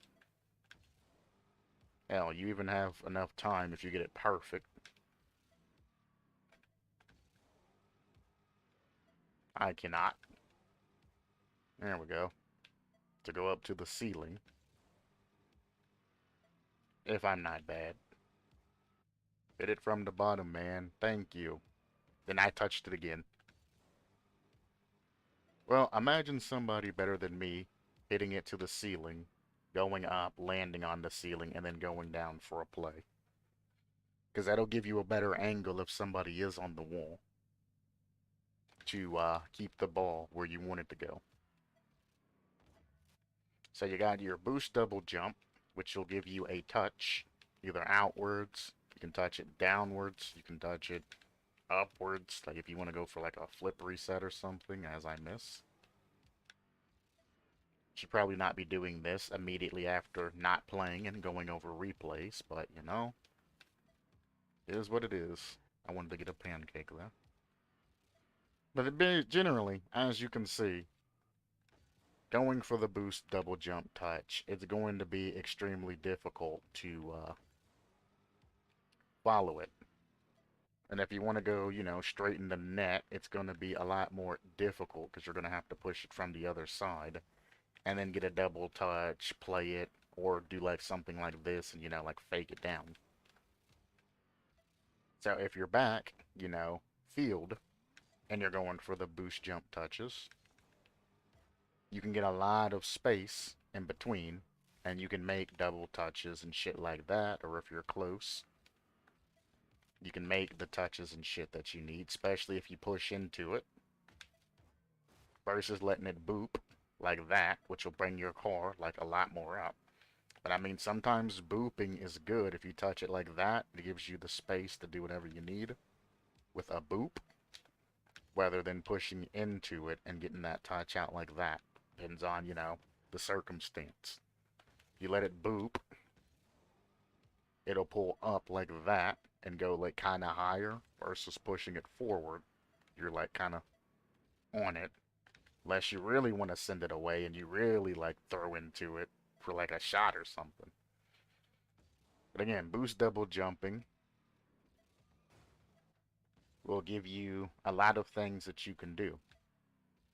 But we're talking about offensive right now. The best thing about boost double jumping is defensively, you have the time to do whatever it is you need. If I'm not aiming for goal, I can get some clean ass clears while not using a super huge amount of boost. Even if it's just a touch to like your back wall or something, and then jumping back out for another air dribble. Or touching it towards your back wall, landing on the back wall, and then making a clear. Like if you do things properly and you're in front of your net, you can literally just boost double jump and do all kinds of shit. So defensively, this works very well as well too. You can literally take it whatever direction you want because, I mean, you got speed. You can even reposition yourself to get like a touchdown and then follow it. You can fake it and then continue on because people think you're lifting it. You just fake it, get underneath it, and then you make a play. So, I mean, there's all kinds of different things you can do with the boost jump. The one I left off yesterday is the jump, then boost, then or jump, boost, then jump method. This gives you the ability to slow it down. So you get the immediate height so you can aim your car towards the ball. Then you're jumping and boosting, and then you're jumping to get that little extra touch. That gives you a little nice pop at the end of it. If you're going for flippery sets or anything like that, it's going to be a lot easier for you to go through just getting the pop. So, I mean, you can hit this shit basically any way you want with the pop, Whereas the boost jump, you got to be kind of fast, and you're really not going to get much out of it. So you'll have a lot more control taking your time and doing things, a specific way. Double touches are going to be easier to make because you're going to have that separation. Air dribbles are going to be easier to make because you have that separation. Whoops. Just don't do what I just did there. So jump, lean back, boost, and jump. That's all I'm doing. Then aim it towards the ball. Once you learn how to control it better, you'll be able to make, spectacular plays. Keep in mind that you're going to be slower, so you're going to need more room in order to get it set, but once you get it set, you're good. Best thing about that is, if I don't feel like stopping boosting, I can continuously push this ball. You ain't got to be doing it slow. I'm trying to show the separation so you know what you can do at a particular time using that. That's it. Instead of just double jumping into the ball and then making a play, I'm just jumping, boosting, and then jumping. And then I can play it however I want. Champs, you'll find that you have a lot more control. Diamonds, it's going to feel weird as shit because the second jump is going to take you upwards, but it's also going to pull you back ever so slightly when you do the second jump. So wherever you think you're going to hitting, your hitbox is going to be hitting slightly back farther. And then you have what I like to call the lazy jump. Most times you'll see people get underneath the ball, jump, and then do something like that. I mean, you can do it from a distance. The double jump, the aim, and then the push. Lazy jump. This will let you control your speed, but you're not going to have a huge amount of pushing force. I mean, you can still push into it, but you're not going to have that much force going out of it. This is good if nobody's challenging you and you got time to, do whatever it is you need to do. You're not going to get a lot of force generated from it.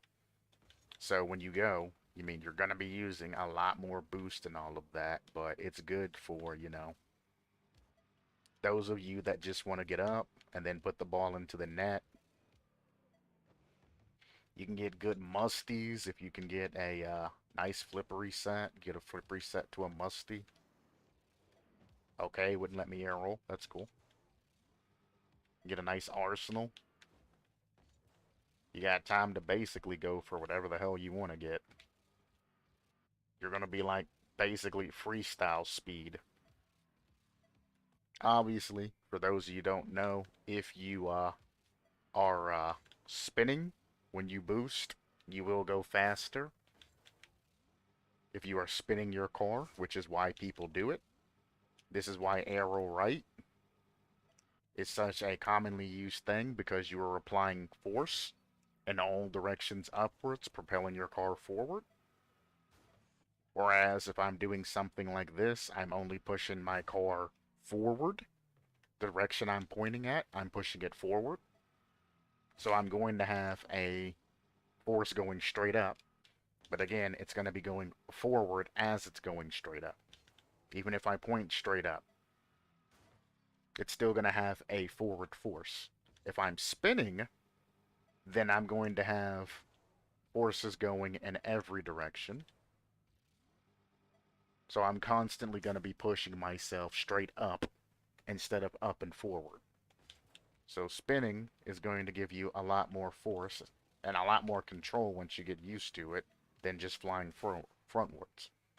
So if I was going to the if I was going to the backboard and I spin, I have that sort of effect. If I don't, I have this sort of effect.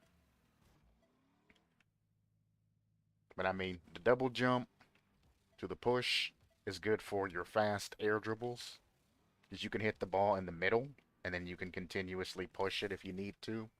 The boost double jump, if you're trying to get over a defender and then make a play, or you're trying to pass it off back wall or something like real quick and get it down, it's good. And then if you want to have like a more controlled like solo play experience, you jump, boost, then jump, and then you can do whatever the fuck you want to do with the damn ball, honestly. You're going to be basically matching the speed of the ball when you take it out. Sky's your limit. Now here, we're farther out and the ball's coming towards us. In order to use the same methods of boosting, we're actually going to have to move towards the ball. Don't be a goddamn champ and do this shit cross field. This is the champ way. Touching the ball up, jumping from back here, touching the ball down, jumping from back here. Actually, that's a pretty nice one.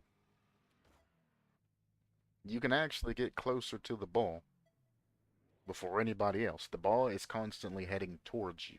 So, you can get closer, take your time to get to the ball, and then try your best to, get a nice shot. Now, nothing's stopping you from boost double jumping to the ball from this distance and then touching it down, but your shot's going to be predictable. You're pushing to it. And this is why I'm able to save most shots, because people are just pre-jumping that shit, and they're getting these sloppy-ass touches. Now, when you run into a higher level person and they add air roll into their touches, shit can get a little scary because it looks like the ball is going to go forward. Then they add some air roll into it, touch it on the side of their car, and you can instantly send that ball whatever corner or whatever direction you want to go by just applying air roll. Regular champs do this shit. If I'm watching your car and I'm watching how you float up to that, I can tell exactly which way it's going. But if you hit me with one of these, it's going to be a little bit more difficult. Oh, try to get one from down below. Like that. Like that's just a pass to a teammate. Bang. Maybe one high to like a double touch low. You're going to give me a hell of a lot more to think about. I shouldn't have boosted that. I actually had the perfect height. You're going to give me a lot to think about if you do something besides this. If you're in diamond, this is fine. You need to just worry about scoring your shots. You go up, you touch it down to the side, you know, that shit's fine. As you're starting to rank up, you know, you need to start thinking about what you can do with your time. I lost too much height. There we go. I... Oh, ho, ho, ho, ho. Starting to get painful.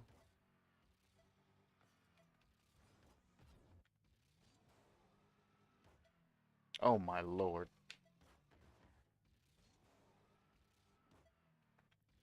I'm losing my mind. There we go. Again, you got the lazy one, or is what you'll commonly see, is this shit. Can be a good shot if you're going for a vulnerable side of the goal, or if you're trying to make the goalie jump, you can do something like that. It keeps you back enough to where you can re-challenge it.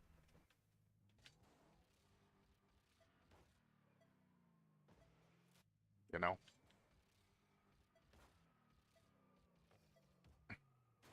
So, I mean, the lazy man's touch can work different ways.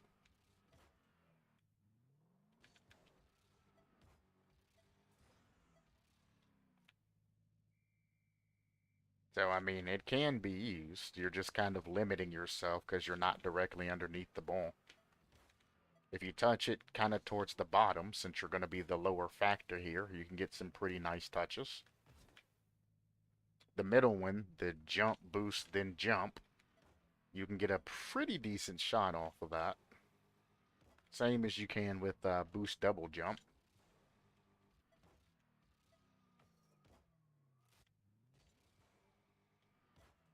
Now, the thing about, again, the jump, boost, and jump, you can limit the amount of boost that you're sending out, as well as change your angle, because you're already going at an upward angle.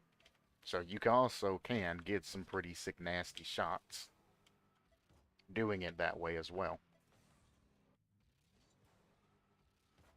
I can't just get a clean flip reset, brother. Like, goddamn. Just give me a clean one. I don't think I got that. No, I did get it. Proper way to do this shot is you want to, whoops, go up, turn sideways, and as you get the flip reset sideways, go into it and then finish it off. I like popping it high, especially when I'm dealing with champs, because if you pop it high randomly, some like to jump for that shit, and if they don't, you got the attack afterwards. They're fucking done. So if they don't challenge there, then you can just go back and boop right into their net. And I mean, all of these are the same depending on how far they are. You can boost jump to get to it. You can do the double jump and take your time if you're a slower aerialist, I guess is what you would be. And you could get that, which is this is what you see most times in champ is somebody boosting all the way across the fucking map in order to take a shot. I'm like, brother, get closer. If I even boost double jump to get to this, I touch it at right about the 2 second mark.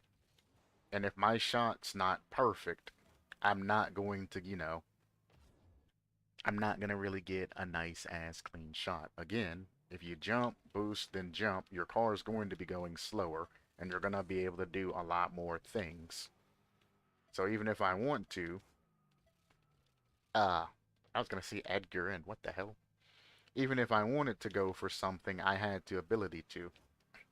Now, as I'm going for these, I want you to notice something which is incorrect, and I've been doing it incorrectly the entire time for a reason. And this is what I'm going into next. If you think that everything that I'm saying is correct and you haven't been critically thinking, you're also wrong. Because there's something that actually, there's three things that I'm doing wrong in this entire situation. One, I am immediately jumping for this ball. That is one thing that I'm doing wrong. So I'm immediately going up, wasting all of my boost, and trying to score this. Explain to me any time in Rocket League, where you're going to get to this ball first. That's not ones, obviously. Smart asses. Talking about threes. This is a threes type of thing. Tactics change in twos and ones, but in a threes match, explain to me any time that you were going to be the first one getting to this. Faster than your own teammates, faster than their teammates, faster than anything. Best case scenario, you come up and you have to make a 50 or a touch backwards because you're getting beat. Best case scenario, you might be able to get up there, but who's to say that after going up and getting over the person in front of you, that you're going to get a clean shot in the net? And who says, even if you do go up and you get a clean shot in net, that it's actually going to go into the net and somebody's not going to save your shot? So in essence, even if you are going up for this, you're not going to be aiming for net. You're going to be putting it down for a teammate on either side, or if your teammate's under you, you can go for like a touchdown or something like that. I mean, if you're more advanced, maybe you get like an arsenal off of this. I sure as fuck ain't going to be able to. I'll try. No.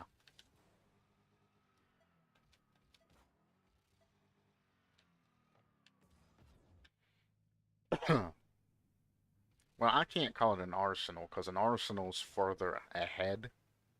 When you go for an arsenal, you want to match the speed of the ball and you want to hit it farther up on the ball so the ball doesn't go too far from you.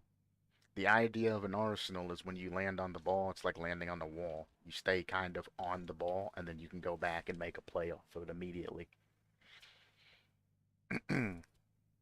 So I'm not getting full arsenals, but I call them arsenals because, well, flip resetting the ball from a straight up position is the arsenal. I like to add in a little bit of force because I like to push them forward like that.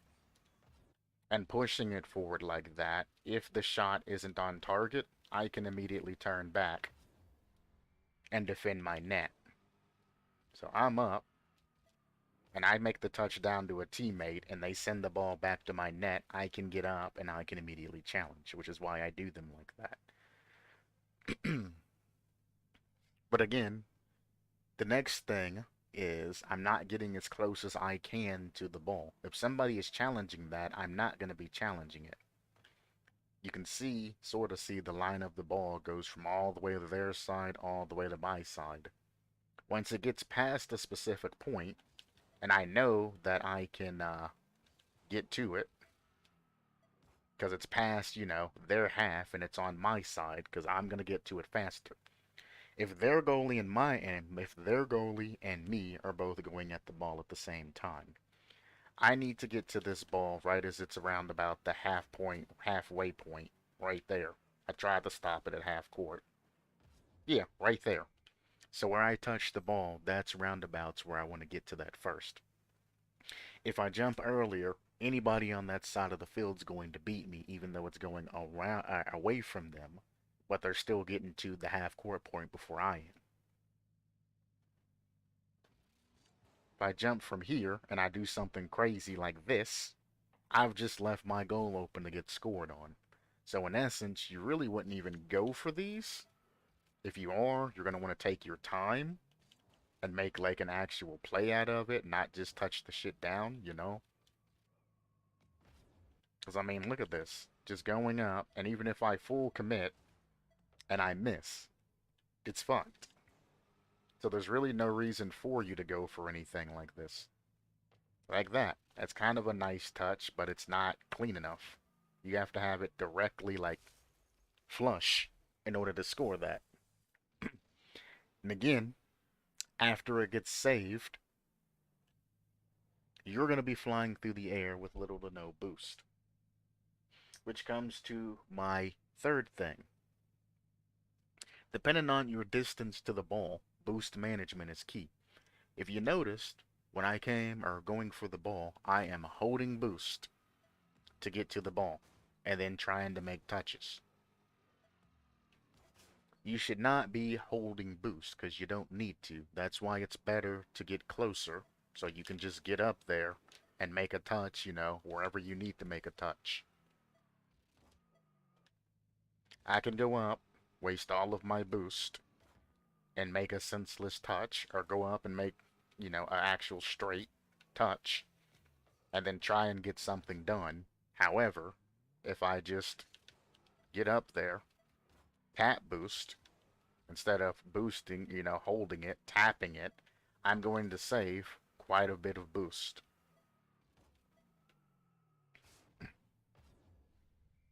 And I'm going to have more control because I'm slowing my ass down, getting it close, and going up for it.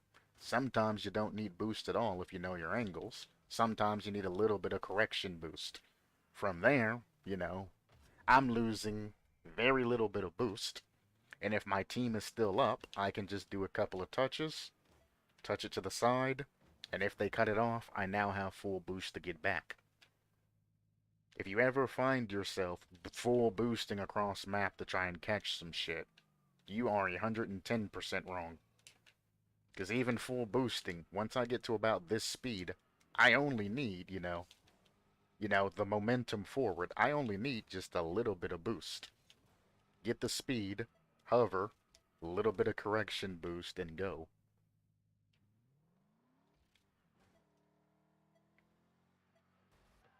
It does bounce again. Going closer, a little bit of boost, then you can use the rest to finish the shot if you want to.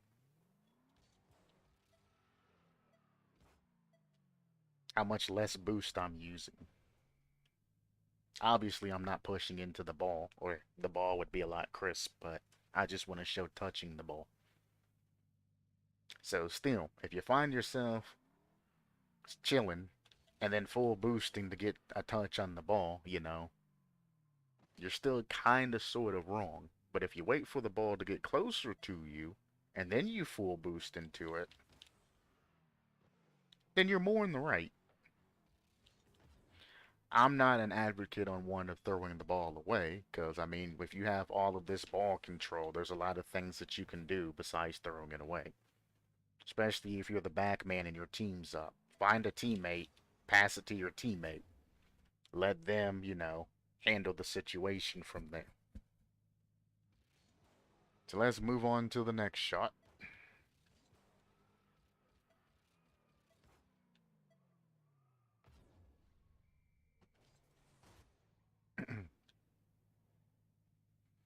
These shots. Typically, I say that your wheels should be off the ground before the ball touches the wall.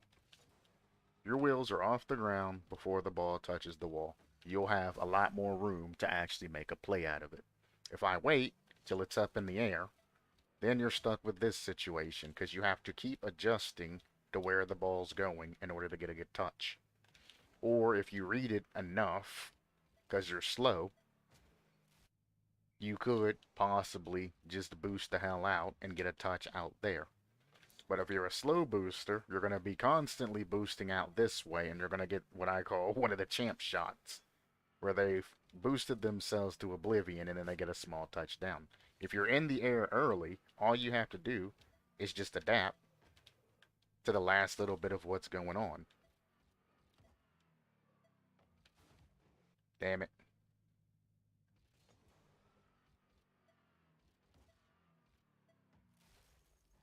And you can basically put the ball anywhere.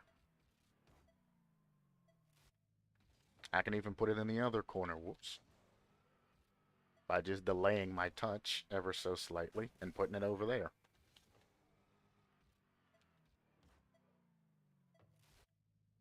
And that's what I'm saying. If you want to be faster, you're going to have to learn to read where the ball's going. I don't like this particular setup because it shows you where you're going.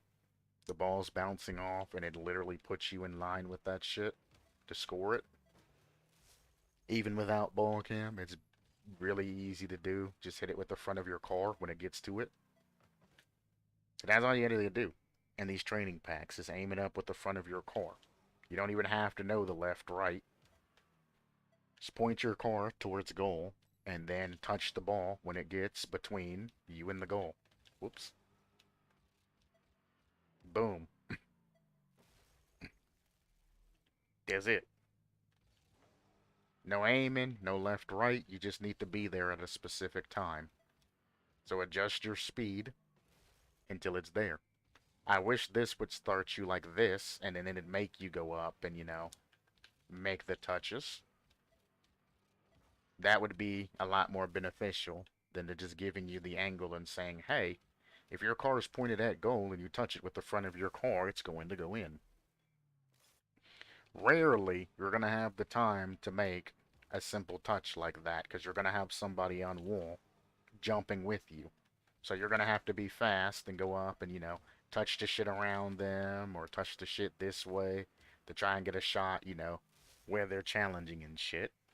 Or you're going to fake it and try to 50 in midair and bring it low for like a low 50 or something like that. Only in like Diamond and Low Champ are you going to have the ability to wait for the ball to come to your car.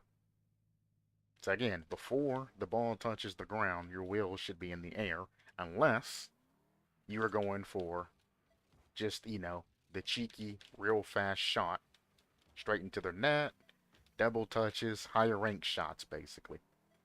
Because if nobody's challenging you, there's no reason to jumping up there. You can easily just get there and then make your touch. But if you're wanting to be fast and get up there, you got time, but you ain't got time.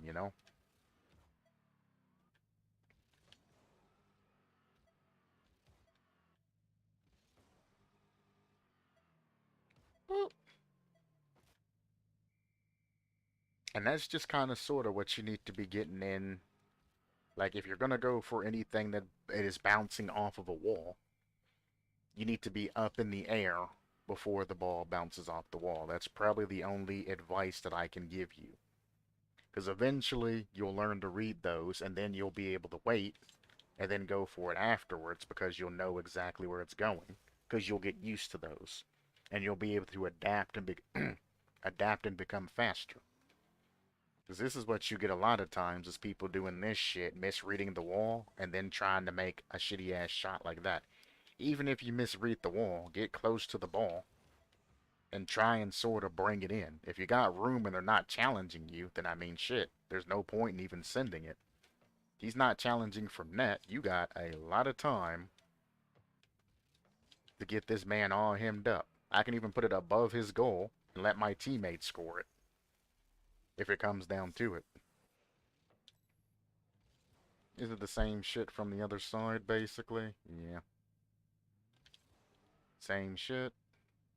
Again, if I'm in the air before the ball touches the wall, I have the maximum amount of time to be able to adjust and actually score.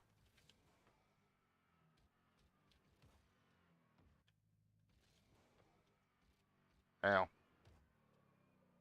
I'm actually going real slow on that shot. You don't have to be that damn slow. You can go up and then boost that shit. You ain't gotta be slow. But I mean, if you have time, use it. If nobody's challenging you, put a shot that's not directly to the goalie. Because most people touch the ball first chance they get, and they aim right middle. They go up, they go, oh, they touch the ball. Oops, that was top right corner. Aim middle. There we go. And then they manage to save that shit. You got time. You don't have to jump immediately if they're not challenging you. If they are challenging you, then you want to be up there, you know? Hell, you could get a clean double off of this, too. I accidentally pressed my arrow button. That's what happened to that one. I keep accidentally touching my arrow button. I don't want my car to turn sideways like that. Not on the first touch.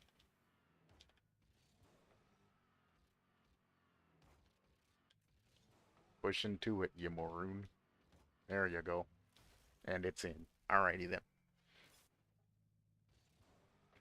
I've basically used the fuck out of this training pack. But basically, if you're this guy that waits for it to go up and then tries to read where it's going and do this shit, which is most people in champ, they kind of get close and then they jump up and then they go and they get a shit shot. Just try to get faster to where you're up. Learn how to angle your car properly, you know. I guess I should just be showing regular shots, not upside down shots. Up, angle your car properly, shoot it. Jump up, angle your car properly, shoot it. Then you'll learn that, you know, in the future, you have a whole bunch of different angles. If I look like I'm aiming it for the left, and I decide to pass it over to a teammate or something, you know, or if I'm spinning, people hate when people spin because it looks like they're freestyling, and then they get a basic shot, and it's like, oh man, I was expecting something different. I'm missing all of these. Remember, again, to always push into your shots to get maximum speed. Now, if you're pointed upwards like this, obviously don't push into that shit because you're not going to score your shot. Sometimes you gotta let it bonk. Like if you're too far from the net, you may need a bonker to make it go lower. But if you know your angles and all of that shit, then instead of letting it bonk, you know, turn into it and get that extra power. Air rolling into it is the same as pushing into it. Pushing forward into it's the same as pushing into it. Some shots you actually have to push backwards into it to get it to go the opposite way. But you should always be pushing into your shots to make them as fast as possible and get that extra angle.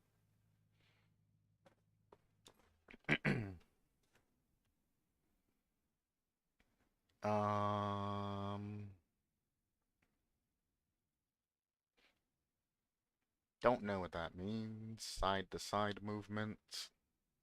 What you got?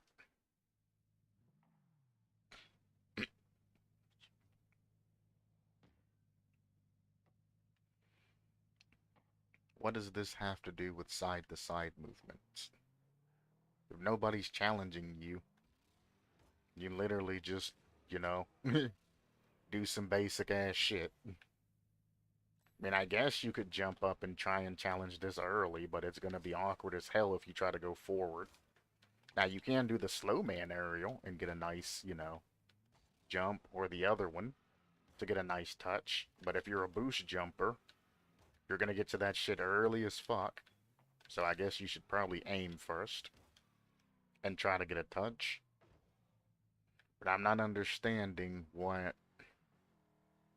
Is this what you're trying to tell me? Is I should go in a circle out like this and then come back in and blast it?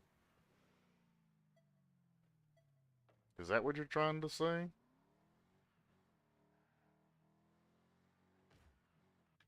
So I mean, as slow as this shit is, I would normally get boost and then just come back in and do my thing, you know what I'm saying? Can grab this boost too if I want. Go under it, grab this boost, and then pass back or something. I don't know. You can jump at it early to get a touch. You can literally go up, try to go for like a squishy if you really want to. Some shit, I don't know.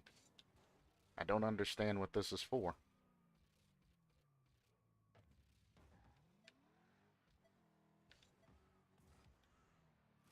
I, I, I don't know what to tell you guys. This is kind of useless because you have so much time to react. Somebody's gonna challenge that shit. Because I don't want you guys jumping for this shit and champion and doing this shit. Because that's not helpful. And if you don't go for these, somebody else is probably gonna jump up and try to shoot that on you. So, I mean, I don't really know what to tell you. Me personally, I handle them just by going up and making a touch over to a teammate because I can see the full field. If a teammate's behind me, then maybe try to, stop any 50s going and then put it down to where he can grab it. Or throw a faking and then fake it down so he gets free ball control. I mean, basically, I just cover to try and keep control of the ball as best I can. Again, we're not going into higher level strategies or things like that in order to actually make the shot. We're talking about, you being the back man and the ball's coming over like this and you want to go for this ball. There's no point unless there's pressure or aggression. If nobody's jumping for that shit and nobody's really, into that shit, there's no point. Shit don't even go into your damn goal, does it? Yeah, it does eventually. So, I mean, even if you're backwards and it's coming in, you're literally just, grab and go.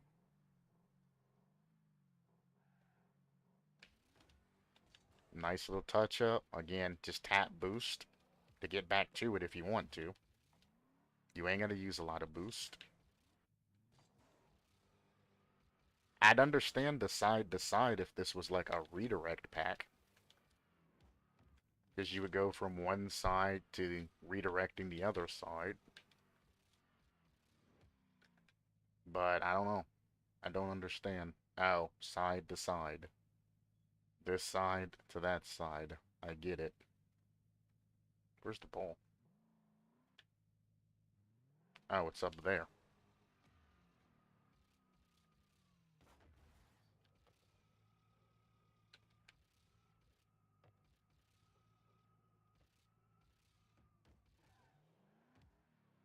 Fuck if I know. This training pack ain't the best. I'm missing something. um, dribble practice is always good. Give me one moment. Epileptic morning. Don't look at the screen right now.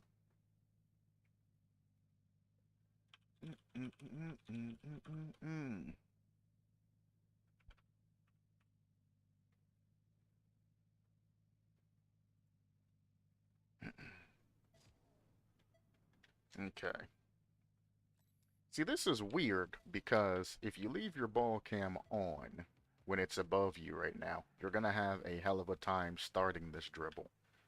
But typically, if the ball is falling off of the wall, most people love to leave their ball cams on, and then, they catch it and then they go down. I mean, I've been playing this game for a long time, so air dribbling with ball cam on isn't, or air dribbling with ball cam on isn't an issue. That is dirty how they start you towards the front of the ball, though. Because the way this is set, it's going to bounce off the back of your car, so you have to reverse to get that front touch. From there, it's just literally, whoops, I missed my flick. It's literally just regular dribbling. Not good enough. Ugh. Um, was it Kevpert? I think Kevpert does old dribbling videos. They're years and years and years old. Kevpert will literally teach you how to play the basics of Rocket League, no problem. And the only thing I can tell you is you should be able to hold the ball on your car for 30 seconds driving around the arena. Doesn't matter how pretty it is, doesn't matter if it's sparking or if it's not sparking, you should be able to drive with the ball on your car for 30 seconds. I'm not gonna do that shit right now because I'm impatient as fuck, and I've done it before. But you should be able to do like this, no boost at all. 30 seconds. Until you can do that, there's really no point in doing any type of further dribble training. That is the first thing you need to be able to master, is on your hood. Once it's on your hood and all of that, then you can add in boost. Oh, I mean, I guess you can add in boost from the start. If you need to use boost as a helper to keep the ball on your car. Keep in mind that every time you're touching boost to pick back up speed, you should be touching your gas, and that's basically the same way you dribble without boost. Those times that you're seeing me here, touch boost to maintain control, I would be touching my gas all the way down fully to keep up. Touching brake when you need to touch brake or releasing the gas. Because when you dribble, you're not going to be holding gas the entire time like this, or you're going to have a lot of problems. I mean, if you're going downfield in a game, obviously, you can hold gas, but you also have boost. If we're talking about just keeping the ball up, the hell? Then you don't want to be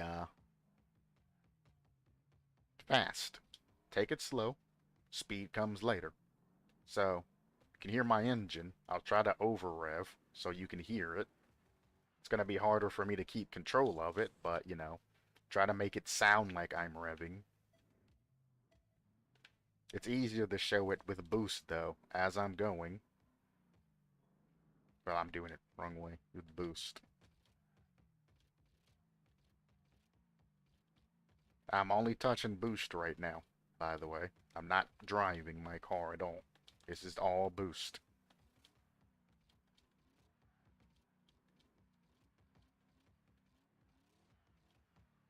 So that's kind of, sort of, you know, a kind of rhythm you want to find to where it sticks pretty good. When you're turning, you want to use more gas and more boost or whatever you're doing. When you're in the middle, you want to use less. A lot less when you're in the middle. It's only when you turn that you really need to add it in order to get it, you know, keep it going. Again, I'm not touching the drive button at all. I'm just using boost. So you can kind of understand when I'm tapping the button to stay in. Now, a lot of people's problem is they look at the damn circle on the ground and not actually things around. Sure, the circle's good for starting out, but you need to be able to keep this ball up without looking at the circle. You should know where the ball is on your car, and you should be able to move around and do exactly it is what you need to do while holding this. I'm not looking at that circle at all. Is there a way to even turn it off?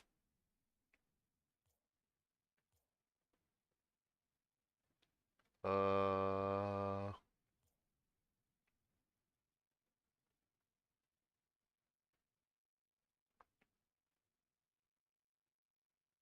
that's the arrow.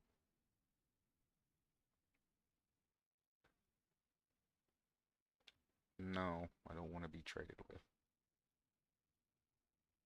That's the ball cam indicator. Um,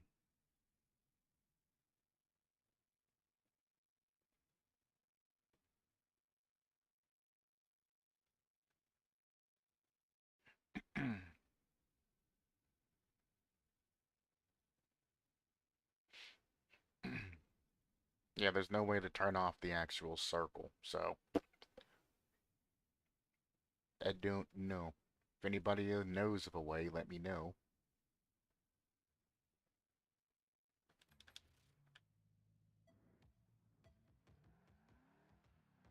That is scuff as hell. Why put it towards the back of the car? Oh, because they want you to dribble that shit directly into the net. I see why they set it up like that. So, if you are on controller, you are going to have an easier time changing up the speed of your car. Dribbling is completely possible on keyboard and mouse, but if you're on keyboard and mouse, you're going to have to do it.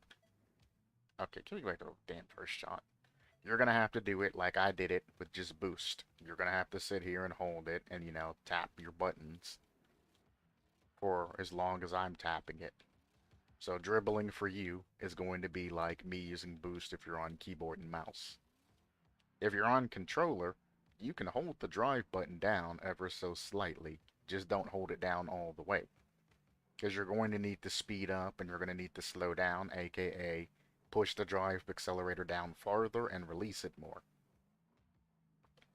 So I got it about halfway down right now, and I'm matching the speed of the ball, and then I can push the button all the way down if I need to get in ahead of the ball. So full acceleration to get ahead of the ball. I can let go to get behind the ball. And I can literally just keep the ball on top of my hood. Ooh, I dropped it. For as long as I need to. Like, why? Why? That's not good dribbling. You shouldn't have to hit your brake to pick that up. When it lands, you should be able to boost forward and pick it up. So when you catch the ball, a lot of people, I do it when I'm feeling lazy as shit, is I have to show you in regular training because this training pack's not super good. When a lot of people catch the ball and game, they do this. They let the ball land on their car. Boom. And then they go and make a play or they go for an air dribble or something like that. What you need to do to be an actually accomplished dribbler is when it's landing, you want to be boosting towards it. So when you pick it up, you can continuously push it. So when you land, you should be landing with some forward force. If you're not landing with forward force and able to, push the ball and get a good play out, you're not going to be a very fast and very accomplished dribbler. Doing this shit, there's a bounce right there that when it's landing on your car, boom, somebody's going to hop over your damn car and they're going to just dunk the shit out of you. But if you catch it in the air with some forward momentum, it's going to be like that and you're going to be able to push it. Boost into it, push into it. And you see that? You know how it's a better dribble catch versus sitting there and doing this shit for a catch and then trying to take it and do whatever.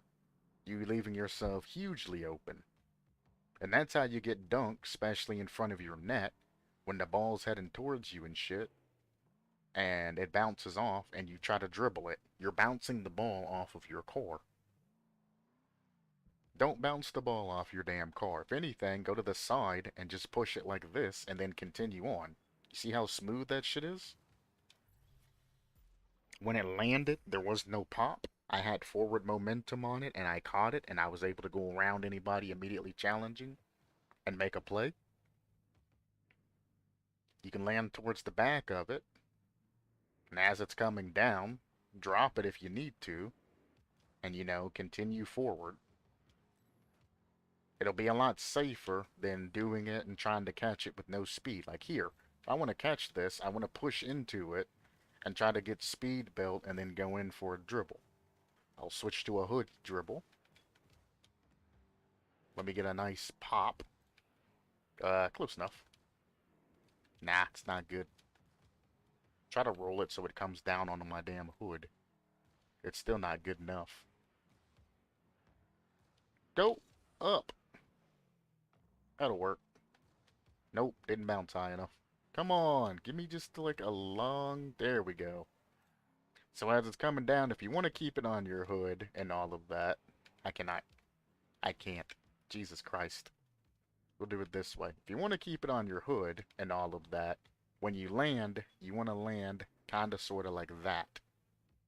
As you can see with your car coming in towards it like so, you see how it's kind of popping forward? That's good. Because as it comes in and pops forward, if you're boosting, it's going to stay on top of your hood.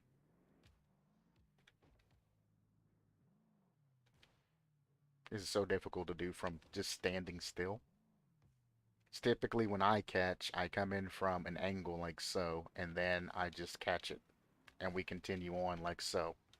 That's what I typically do, but coming in from a standstill and trying to keep it up like so is a little bit difficult because I don't do it that often. Because as it comes down, you need to be boosting under it to catch it with the edge of your car. See, that's too soon. There you go. After I popped it, I was able to catch it properly. And to be able to, continue along what you're doing. Boom. And if you learn how to hood dribble, there's bounce dribbling, where before you touch the ball, you just bounce into it, or bounce into it. What the hell? What the fuck are you talking about, man? You drive into it. So as you're going, bang, bang. Then you can catch it, turn it, make a shot, do whatever it is. So there's bounce dribbling. You can bounce hood dribble too. It's just a little bit more difficult to do to start the bounce, like so. And you can do it that way that gives you the ability to flick whenever you want. You can do side to side bounce dribbling, which is a pain in the ass, but I'll try it. Like that. Let me show you a full court version of that. Okay, game. So he comes in, and I gotta get in these touch. There we go. God damn it. Again, doing this shit from stationary is a pain in the ass. There we go. Boom. Boom. Boom. Obviously, you'll be going faster. But bounce dribbling,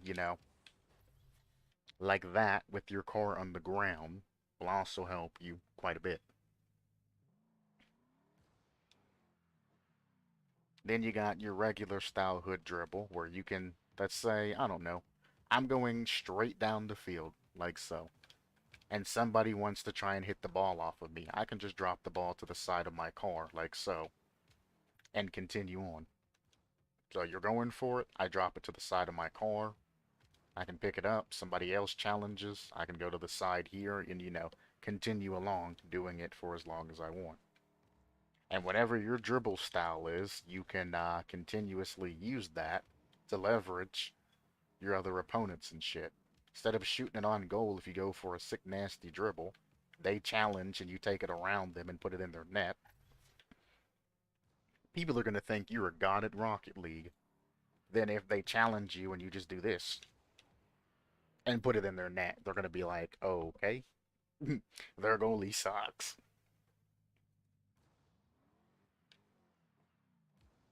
And I believe last time I streamed, I started doing a lot more hood and left-right dribbles. And I was literally just, whoop. Somebody would challenge me, whoop. I'd take it around them and then shoot it on their goalie, and I'd get past all three of them. Because they weren't properly positioned and they were all attacking me.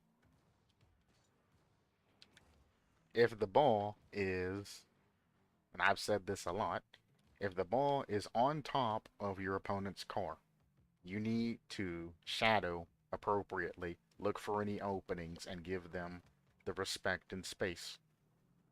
I'm not saying run all the way back to your net, but you need to be shadowing them and, doing what you need to do to get the ball, or them not in control of the ball. Because if you shadow properly and they have to go around you or do something, weird, you could be opening it up for somebody else. But if you do challenge them while they have it on their head, they're just going to flick it over you or air dribble it over you. And that's going to be the end of you. If it's on the ground, you can walk up and kiss that shit.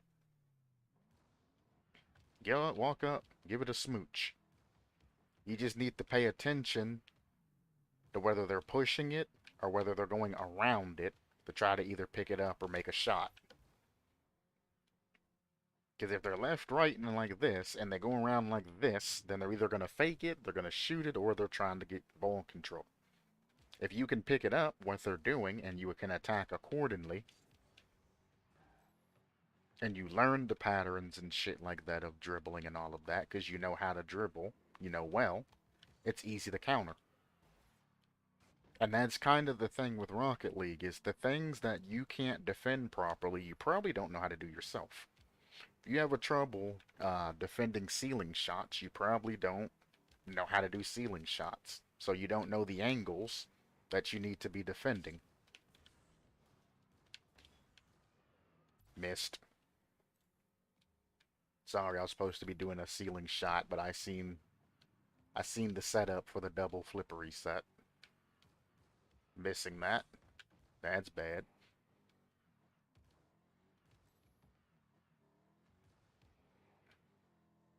Very basic.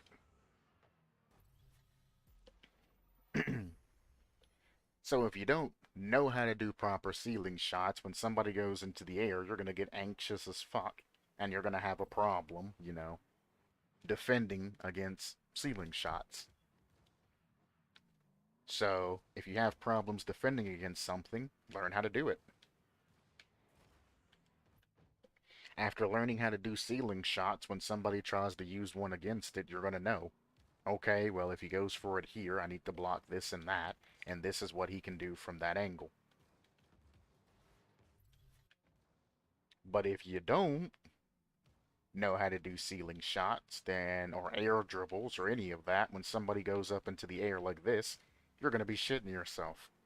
Whether it's a good air dribble, whether it's a shitty air dribble, you're going to be like, fuck, fuck, fuck, fuck, fuck, fuck. They're going for an air dribble. I don't know how to do those. I don't know how to defend those because I don't know how to do those. Shit sucks. God help you if they go for something like an air dribble and then they switch to like a double touch or something. Because then you're really fucked. Because not only do you not know how to defend the air dribble, the double touch or something else is coming, or they go for like a musty when you're expecting something else to happen and they start adding in all of these new moves that you're not used to seeing. Like you're used to having somebody come all the way up to you and then do some shit like that, and then that's the end of their play. Can't help you if you have somebody that knows what they're doing, comes in and hits you with cross the field or cross post flick. Because you're not used to them. You're used to this shit where it goes basically in front of them, and somebody comes in and hits you with something nasty, and you're just like, fuck.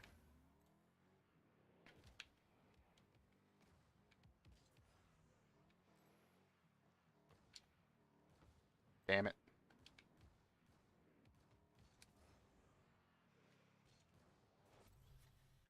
Tried to save it. I don't know.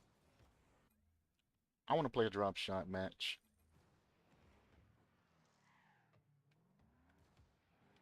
Then after that, depending on how it goes, that might be the last match. I might end up on a threes.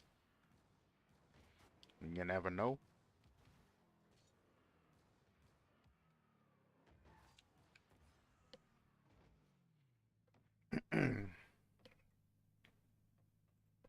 Also, Macho's wanting to finish up grounded.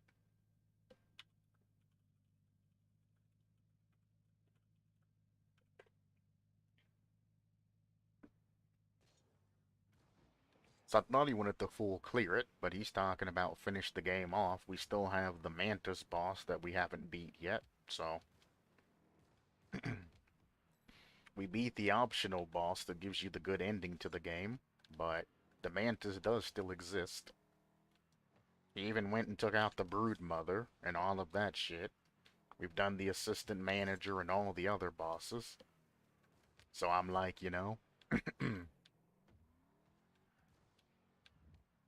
might as well beat the Mantis.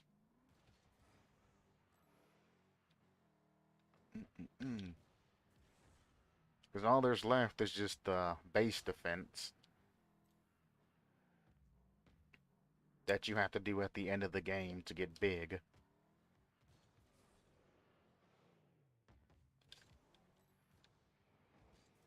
And as much as I would say, yeah, let's do it, it's literally just the base defense. I don't know how long it lasts. I assume it's gonna be a decent, like, 3-minute, like, base defense or some shit, but again, at the end of the day, you're literally just sitting there killing shit as it runs up to your damn base, and that's about the end of it. Shit's not really engaging or that entertaining.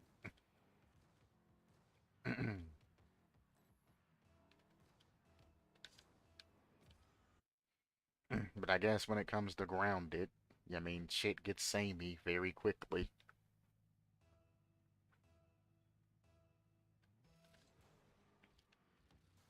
It started off as like an exploration game and all of that, but once you learn the spread, or not the spreadsheet, the flow of the game, you're literally spending most of your time upgrading, getting new tools, new shit. I wanted to bump him into that. New tools, new gear, new armor, and you're spending the entire time doing that. Because better armor's gatekeeped around other things.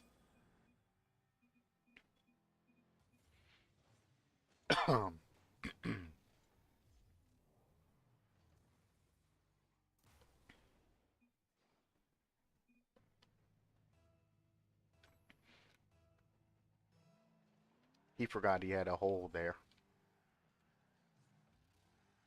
It didn't make it. We're fine. I'm actually gonna wait for it. Hit it over him. He didn't challenge me, so I had time to delay it. So I'm telling you guys, you got people waiting behind you. If you stop moving, the people behind you are gonna stop moving, waiting on you. It's gonna be a bad case. Free. Alright, this might be the last game of the stream, because they are just giving it to us.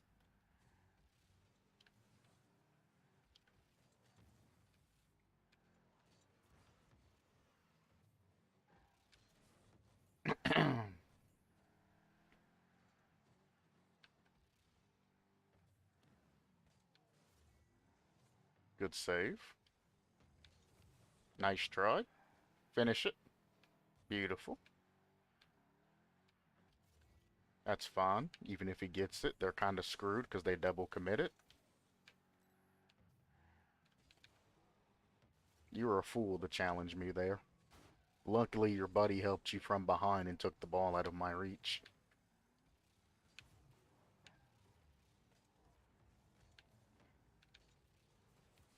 Got him.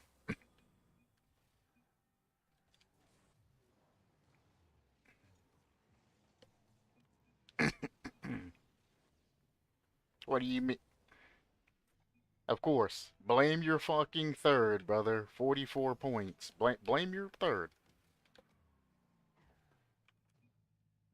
I'll take a goal loss just to say 44. You're bad as fuck. Right. Meme names and all of that other shit. Blame your buddy who can't keep up with this type of play. Don't blame your teammate that's doing what he's supposed to be doing. He's playing a 2v3 situation right about now. They gave me a lot of time to recover from that. Score that. No, not score it. Push that. I mean, you can score it if you want to. Don't let me tell you what to do, you know what I'm saying?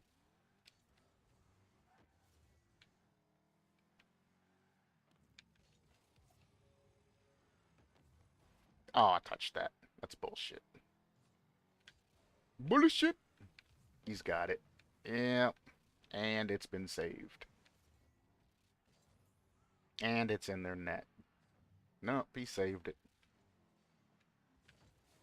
That's fun. No, it's not. My back man committed to that. Yikes.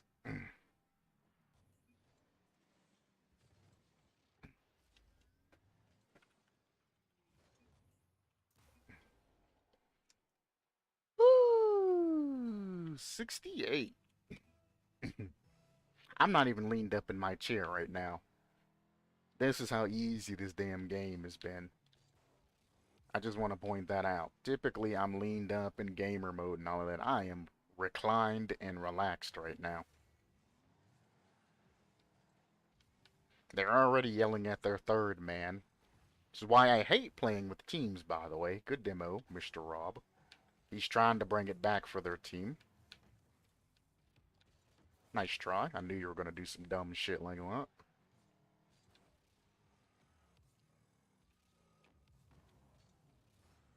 I couldn't get the last touch. I ran out of boost. Speaking of boost management,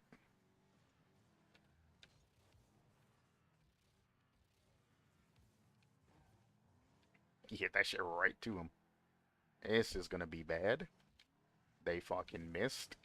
And that's a pension to our own net.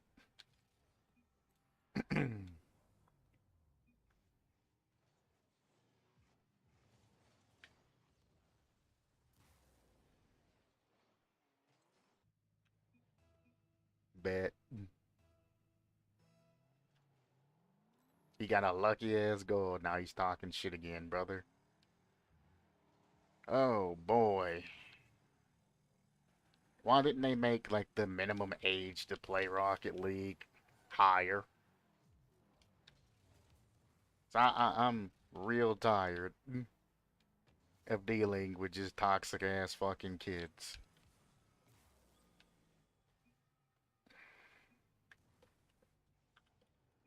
Hmm.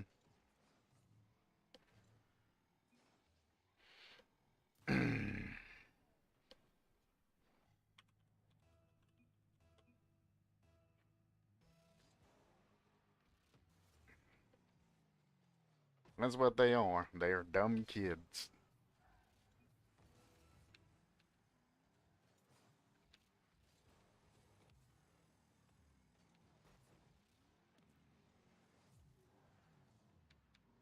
Ooh, clean. No problem.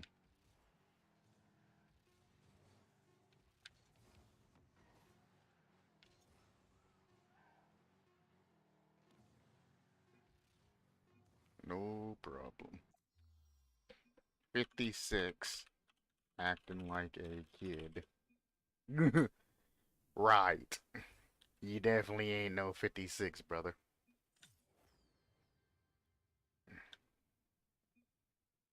That's what I'm saying. He ain't no fucking 56. He's a lying sack of shit.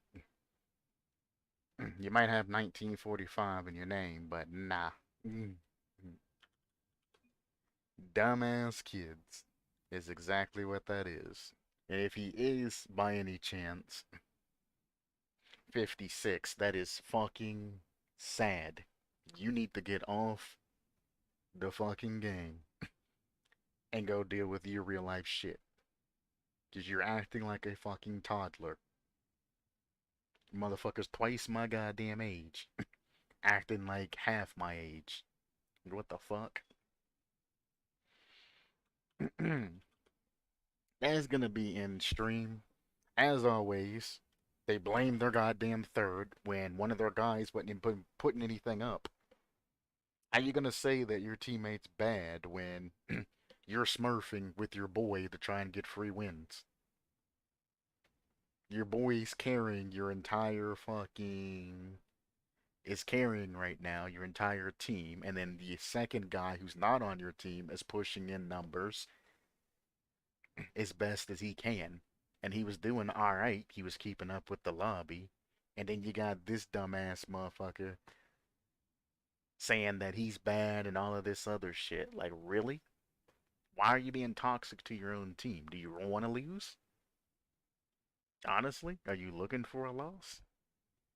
It's shit like that for no fucking reason. I don't care if your ego's hurt. I don't care if you want to feel superior by blaming your other teammate and all of that shit. I don't care. What I would like you to do is shut the fuck up and play the goddamn game. You're trash. You're smurfing. You got caught out. You got your ass cheeks fucking clapped. Take the L, break your party, move the fuck on, and quit getting in fights with your third person. Work with them. They cannot hear what you're saying in voice chat. You're saying you're passing it. The other guy don't know. If the ball goes near him, he's gonna redirect the shit. That's Rocket League. Anyway, that's it for the stream. I'm gonna go hop on Grounded with Macho. Thank you for anybody stopping by. And literally, fuck these dumb kids. Fuck these dumb adults. Fuck the dumb adolescents. I wish I would have kept up with the game development and shit like that and would have just made my own game. That way I can just get on that shit, moderate that shit, because I would leave all the kids and shit in some other fucking playpen area with its own set of shit.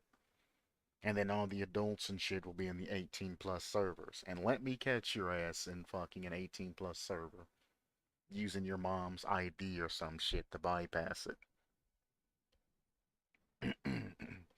I'm telling you, you're gonna rue the day. We are going to IP ban you, we're gonna hardware ban you, and I'm gonna make sure that your young ass can't get someplace where you shouldn't be.